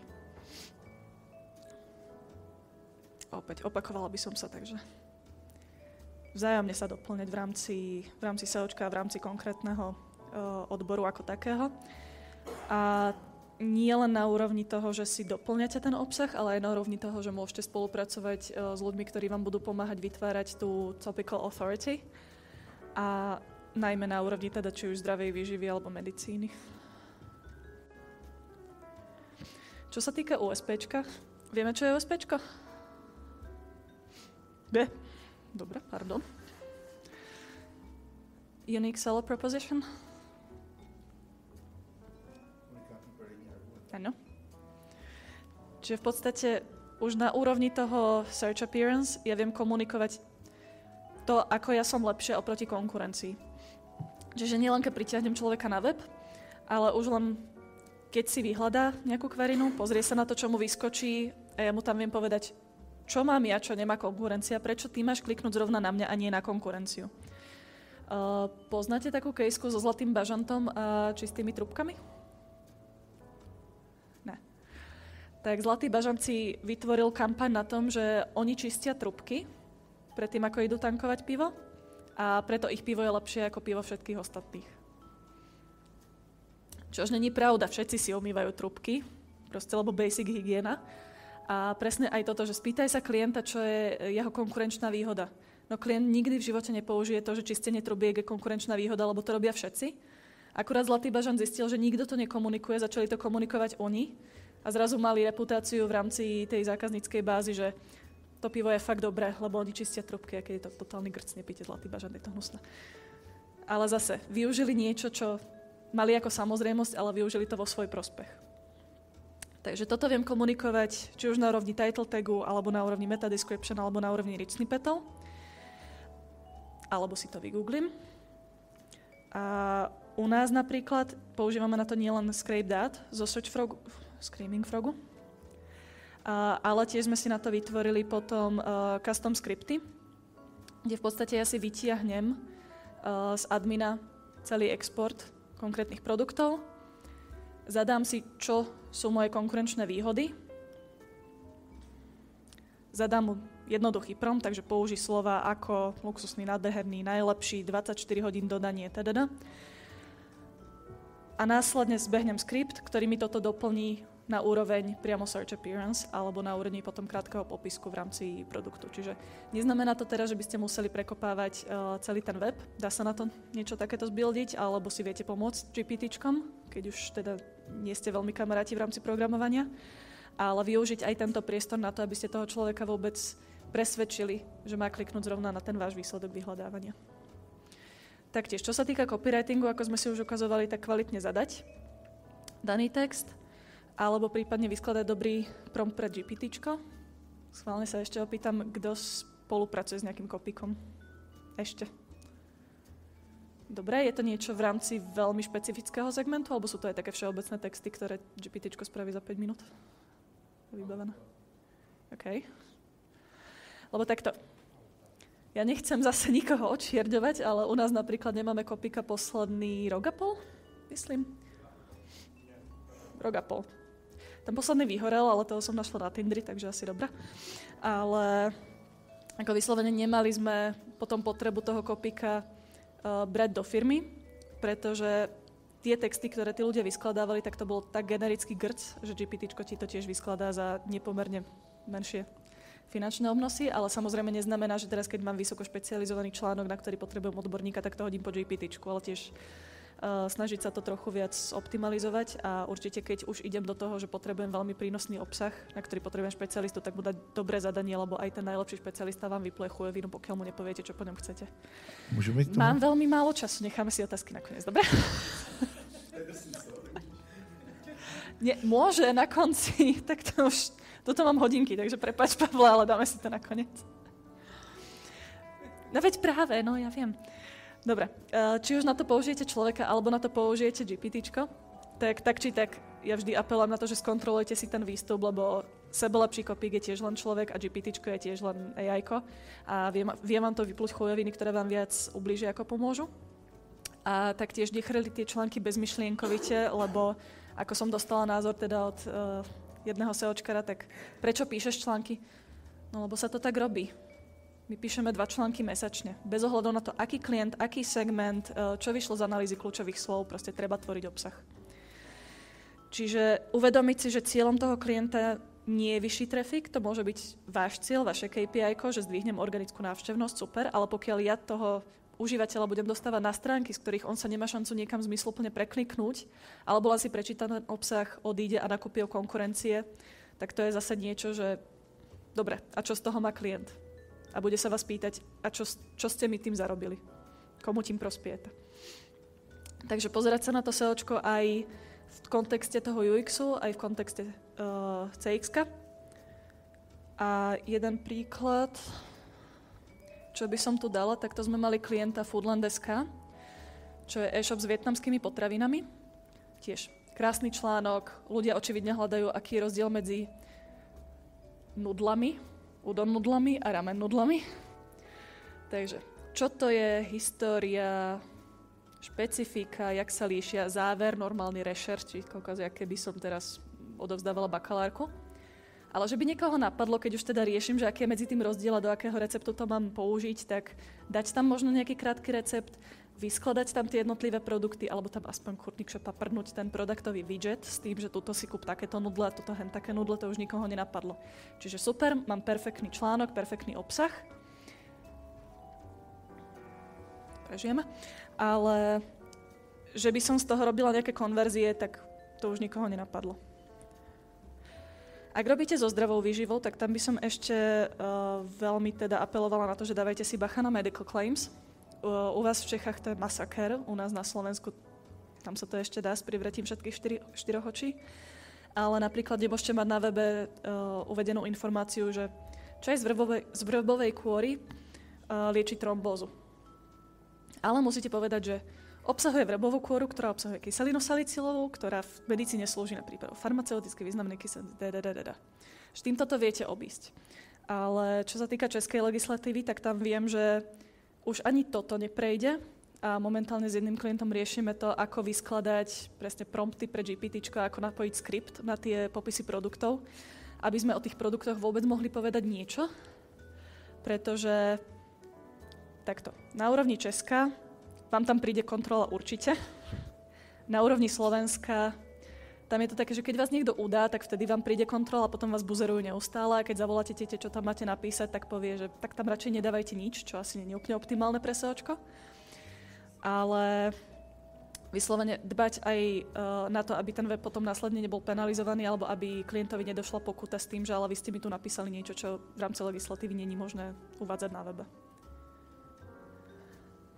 No a potom, ako to vie vyzerať? Tak keď som bola ešte mladá a premotivovaná a po nociach som robila kontingenčné tabulky, tak toto je klient, na ktorom som prakticky vyrástla a myslím si, že aj on na mne. Čiže zadali sme si, čo chceme riešiť, ako chceme vyskladávať ten obsah, to bolo ešte pred AI-kom, takže skade ťahať informácie, na aké kľúčové slova sa ideme zamerať. Následne som si robila takéto krásne porovnanie, že kde sme začali, kde sme teraz. A aj napriek tomu, že sa toho 3 roky nikto nechytil, ešte stále sme nad doktorom Maxom. Takže za mňa, spravte to raz, spravte to poriadne a nebudete to musieť robiť kontinuálne každý pol rok, každý rok. posledné, dobre, mám ešte čas, posledné. Ako prepojiť SEOčko s PPCčkou? Kto z vás robí s PPCčkarmi tak, že sa aj rozprávate a nehádžete nad seba len škaredé pohľady na chodbe? Ja by som chcel. Áno. Ja sa im nedivím občas, popravde.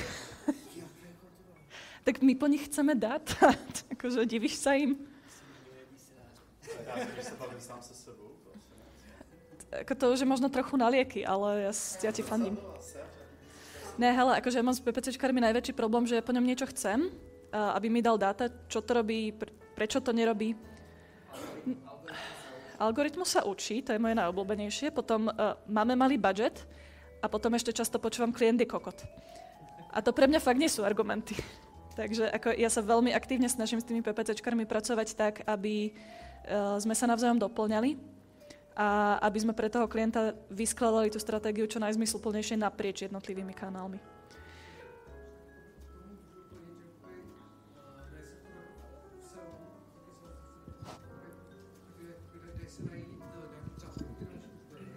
Ano. Mají dělat, dejme tomu, jako dají se najít produkty nebo služby, které mají relativně nízkou marži, takže se na nich třeba nevyplatí inzerovat, ale zároveň jsou vysoce hledaný a dá se na nich jakoby poměrně snadno být na prvním místě.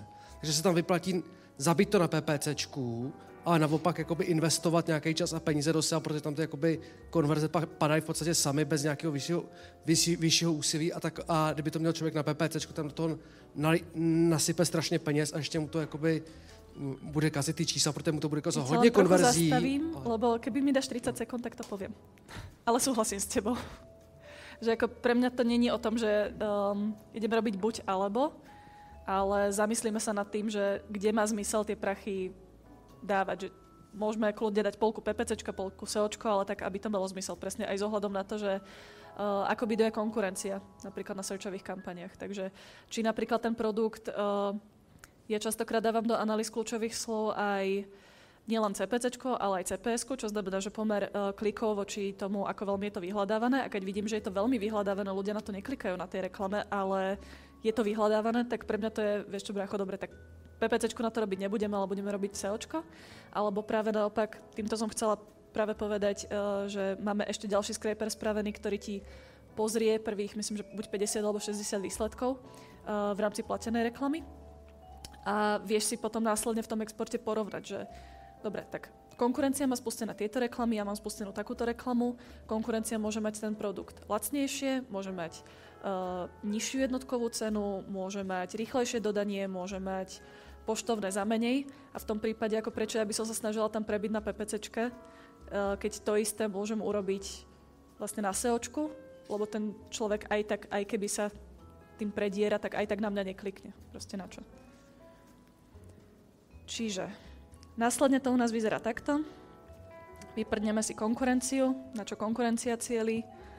Vieme následne porovnať, čo máme my, čo konkurencia nie, alebo práve naopak. A vieme si potom s tým PPCčkom sadnúť a dohodnúť sa, na čo ideme cieliť na úrovni platenej reklamy, na čo ideme cieliť na úrovni SEOčka.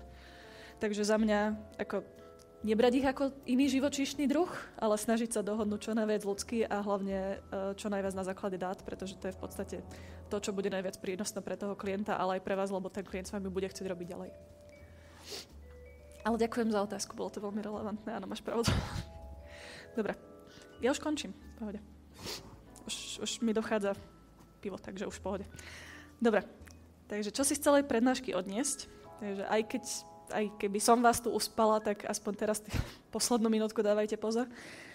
Za mňa, ak si niečo dneska odniesť, tak určite to, že SEOčko nie sú search engine, SEOčko sú ľudia, takže nevytvárať ten obsah preto, aby bol Google spokojný, aby bol Seznam spokojný, aby bol Bing spokojný, ale pretože vy tým obsahom tomu človeku chcete dať to, čo potrebuje, dať riešenie problému, ktorý momentálne má a posunúť ho k tomu, aby si buď objednal službu toho klienta, alebo aby si nakúpil produkt daného klienta.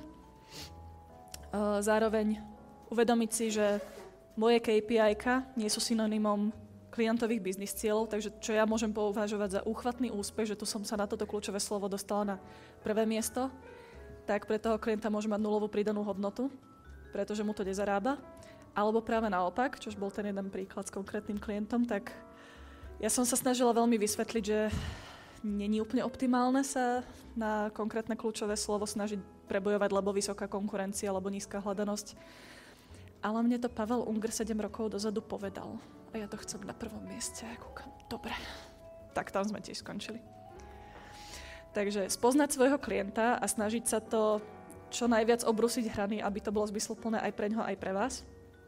Spoznať daný segment, pretože keď sa v ňom budete vedieť aspoň rámcovo orientovať a nebudete v ňom úplne plávať, tak sa vám bude tá stratégia vyskladávať ľahšie a jasnejšie, lebo budete viac naklonení k tomu počúvať alebo aspoň chápať a empatizovať s tým, čo tá cieľovka chce.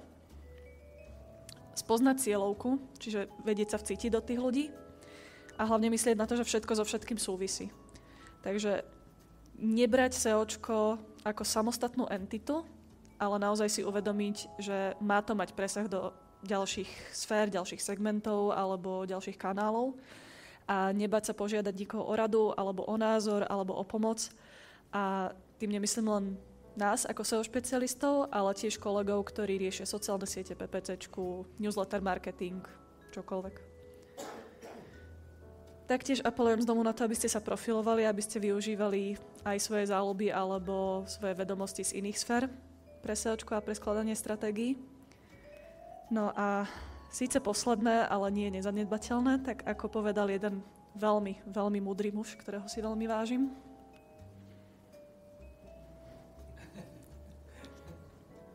A presne preto poďte na SEOlogera naživo, je tam fakt prdol. Ďakujem veľmi pekne za pozornosť.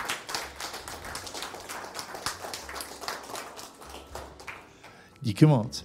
Teď já se konečně zeptám na to, držím už to v sobě 16 minut. Máme čas, hej. Ale a když jste říkali, že teda nepoužíváte copywritery, co si myslíte o ty poslední zprávy od Google, že mezi svými writery mají jasný pokyn, že pokud text je generovaný pomocí AI, takže mu budou schazovat hodnocení na minimum téměř k nule. Ještě jednou mu budou... Jinými slovy, Google má v pravidlech pro svý writer, který hodnotí vlastně texty, že pokud text je generovaný pomocí AI, tak ten text bude penalizovaný. Penalizovaný? Jo. OK. A otázka je, že ako sa s týmto plánujeme jasně, jako, jestli to nějak nezměnilo třeba váš pohled na to, že nepotřebujete copywriter. Ani nie. Akože takto, keby ich zase začnem potrebovať, tak mi nerobí problém nejakého zamestnať. Ale fakt na takú tú stupidnú repetitívu, kľudne ti môžem potom naposielať to, čo som riešila s copywritermi ako ľuďmi versus to, čo mi vygenerovalo AI-ko a to nespoznáš. Ako ten človek vyslovene si len scrapol tie dáta. A není to prostě jenom tím, že jste dělali se špatnýma copywriterama? Myslím si, že skôr je to tým, akože áno. Pre tieto konkrétne úkony si myslím, že je to skôr tým segmentom, že potrebuješ spraviť 1 500 000 popiskov do 1 500 000 kategórií alebo podkategórií a ako už nech si sebelepší copywriter, už nevymyslíš kombináciu, permutáciu na 128 spôsob. Hele, a já když uvažuju o tomhle, to jako není jako jen vůči tobě, ale obecně vůči všem lidem, co myslíte, že se stane, až to začnou používat všichni? Všichni budou mít stejně dobrý texty. Jo? Kdo potom vyhraje? Ten, kdo bude mít toho živého copywritera. To je můj názor. Za mňa, keď to budú používať všetci, tak či tak neznamená, že všetci budú dávať dobré prompty. Práve to som chcel presne povedať. Že akože to máš asi ako tých copywriterov, akože ten človek takisto píše najlepšie, ako vie. Jo, že máš a to máš to isté, že áno, keď tam všetci budú používať ChatGPT alebo Claude alebo Gemini na úrovni napíš mi popisok na šedý zákal versus keď mu dáš k tomu, tu máš nejakú literatúru o šedom zákale, na základe neho mi urob proste pre 8-ka základnej školy obsah, ktorý bude obsahovať tyridy. Jasné, keď tam dáš presne takto prompt na jednu vetu, tak každý dostane plus minus autobus rovnaký výsledok, ale zase keď si vyskladáš prompt, ja mám na niektorých klientov fakt prompty, že na 1 až 4 pomaly, aby som presne zadefinovala, čo chcem v rámci toho textu. Následne to ide na skontrolovanie konkrétnym špecialistom v týme toho klienta, pretože je to medicínsky segment a to si nelajsnem dať von len tak, ale už v podstate som odbúrala tú časť, že niekto si na to sadne, niekto dá dokopy ten text počas 5-6 hodín, mne to vyploje GPTčko za 5 minút aj s botama a potom už tam len ten klient pridá buď svoje pozdávky, alebo niečo preformuluje, alebo opraví nejakú faktografickú chybu.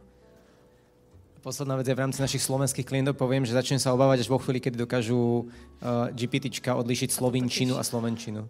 A toto tiež som chcela, že ako na úrovni toho, že keby mám takto anglické weby, asi by ma to škrelo trochu viac ako weby v slovenčine a v češtine, lebo Jo, jenom chci říct, že já tam možná jsme se nepochopili. Já si myslím, že ten problém není kvůli, že to je napsaný pomocí ChatGPT a že to všichni budou napsaný stejně, ale že vlastně ty jazykové modely fungují na jednom principu, že se naučí všechno, co je na internetu a to vlastně jakoby z průměru a pokaždé ten výstup bude vypadat jinak, ale furt to nebude nic lepšího než průměr. Jo? Že tam chybí ta kreativa, ty nápady, který prostě z logiky věci ten statistický model nemůže udělat lepší, než je ten standard na internetu. Jo? Takže potom, když někdo, já nevím, jestli znáte třeba projekt Angry Birds, pánská kosmetika, se rozhodne, že si udělá nějakou brandovou komunikaci, která se bude odlišovat, tak ty vždycky budou nad těmahle. Jo? Ale to je potom strategia na úrovni brandu, nie strategia na úrovni... A myslíš, že to nesouvisí se SEO? Súvisí to zase, ale myslím si, že toto je niečo, čo vieš práve napromptovať už na úrovni toho, že... Tomu nevěřím, že to... No, ako takto.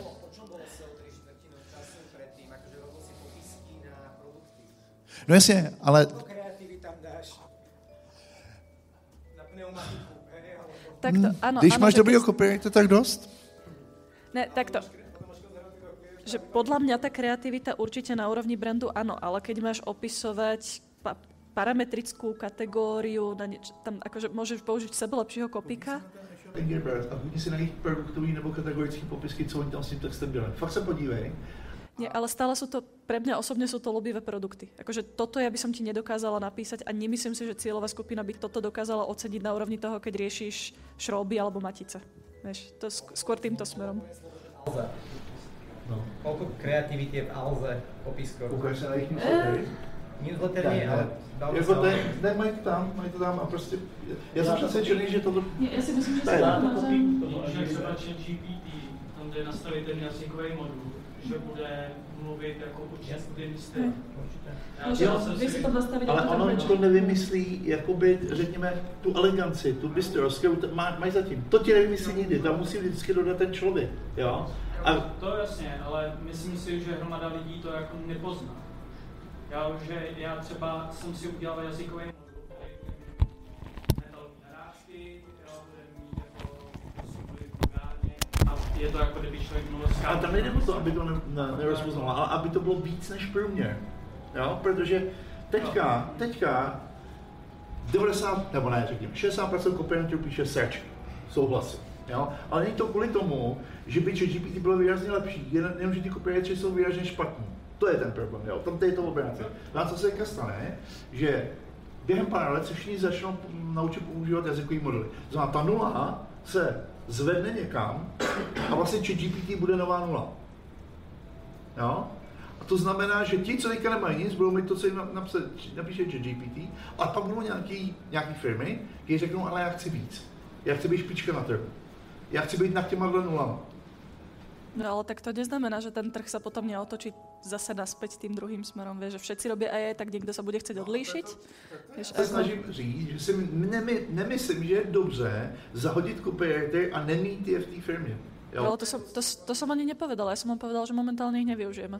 A nevidím dôvod, prečo by som mala platiť človeka na polúvesku, ktorý mi robí presne ten istý výstup, ako mi robí GPTčko. Fakt by si to nerozoznal. Na čas, že? Že třeba copywriter udělá, já nevím, 3 ty články, udělá jako za den. To ChatGPT udělá 15 průměrných. OK, jsou průměrný, nejsou to tak dokonalý, ale udělají. Ale já řeknu příklad trošku jiného oboru. Proč si vydrž. A všichni, mě vždycky, když jste to zažili, jste nám vždycky říkali, nebudeme řešit SEO, nebudeme řešit brand, budeme řešit výkon, protože PPCčka jsou jednodušší, rychlejší a přinesou nám víc zisku. Pak přišlo tému. Co se stalo se všema těma PPCčkařema, který tlačili výkon? Zdražilo jim to úplně neuvěřitelně na PPCčka a teďka se pokorně vracejí SEO. A já říkám, teď je ta chvíle, aby se už minimálně přemýšleli o tom, co se stane za pár let. Protože v tu chvilku, kdy takhle k tomu budeme přistupovat, máme ChatGPT, to nám to vlastně napíše všechno levnějc, jo, tak nějakou dobu to bude pravda a za nějakou dobu se dostaneme vlastně do té stejné pasti, v které jsou teďka prostě e-shopy s elektronikou, v které jsou teďka e-shopy s módou, kdy jim to prostě, mimo jiné, nevím, jestli víte, já jsem na to dělal webinář, to vím, rozpočty Temu na rok jsou zhruba 1,5 miliardy amerických dolarů, které spou do PPC. Jo? To znamená, že oni přebijou úplně všechny. Jo? A já si myslím, že to samé se může stát tady. Hele, já jsem se chtěl ještě jenom připíchnout k tomu copywritingu. Jo? Pro mě, co je copywriter nebo copywriterka, je člověk, který řeší nejenom to, že napíše článek na téma, jak vybrat pračku nebo něco takového, ale řeší UX, řeší nějaké plánování s tím klientem, nějakou strategii a hlavně mý copywriterky, co mám 2 zaplacený, tak ty tahají z klienta moudra, který já z nich nevytáhnu. Takže oni vypracují článek, který řeší s GPTčkem, ale následně komunikují s klientem a tahají to, co on neumí podat. Jo. A umí s ním komunikovat, takže už mají trošku přesah do toho, aby zvládli nějakou komunikaci. Samozřejmě jako vyplodit články z GPTčka vyplodí lepší, no, kolikrát než spousta copywriterek. Já jsem si jich zaplatil přes 50, než jsem našel 2. Jo, většina z nich jako byly podprůměrný strašně, ty lidi celkově. Ale když umí trošku pracovat s UXkem, s brandingem a umí z toho klienta vytáhnout to know-how, tak to je i to, co vlastně řešil Google, že jo. Tam ta reakce byla taková, že pokud budeme jenom generovat GPTčkový texty, tak dostanou samozřejmě nižší hodnocení než ty, kde bude nějaká přidaná hodnota, o který ještě GPTčko nevědělo. A to je to, co chceme vždycky, jako o tom obsahu, aby tam bylo něco nového. Ale to je vlastně to, čo sme sa aj zhodli, že je copywriter. A znovu, ako sú hlavne články, ako ja to GPTčko primárne využívam na takúto stupidnú repetitívu na úrovni fakt produktov a parametrických kategórií a teda. Ale že nejaký väčší článok, prínosnejší článok alebo vysoko špecializovaný by som si nelajsla, tak vyplo GPTčko, ako určite to potrebuje ísť buď na toho doktora alebo na toho klienta, ktorý je vo svojom odbore fakt jednotka nado mnou nad copywriterom alebo nad GPTčkom, takže áno, súhlasím. A zase ako nemyslím si, že toto sa tak skoro zmení, vieš, pretože fakt tie výstupy, ktoré sú robené tou stupidnou repetitívou, ja osobne nerozoznám GPTčko od copywritera, ktorý je veľmi priemerný až podpriemerný.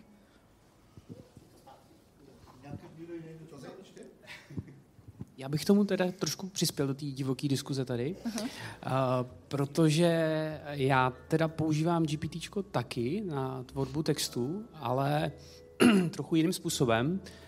Teď experimentuju s tím, že vlastně nechávám, nebo dělám si audiozáznamy s klientem o tom jeho oboru a z toho dělám transkript a následně tím krmím to GPTčko. Takže on nepracuje s tím, co zná nebo najde, ale s tím, co dostane.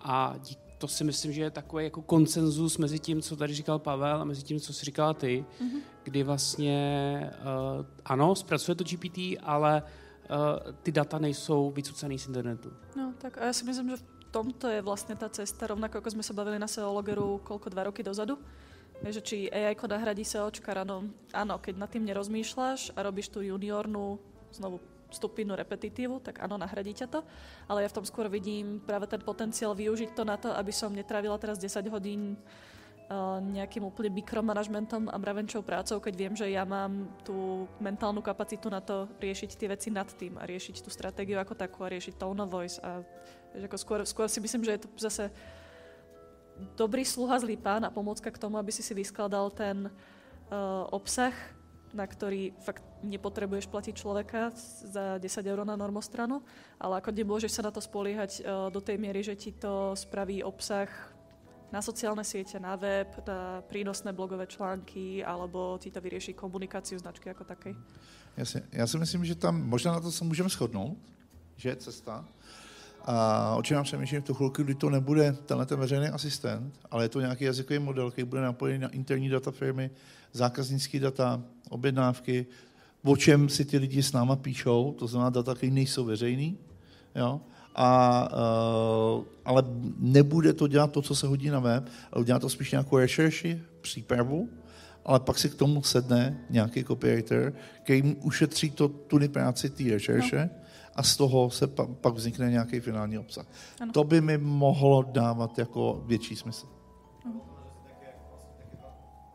Také dva príklady. Prvé sú v Amerike veľké advokátske firmy urobili čo? Zobrali desiatky tisíc zmluv, ktoré mali v skladoch, naskenovali ich a hodili ich potom a urobili si vlastný jazykový model, ktorý vie zrazu písať zmluvy.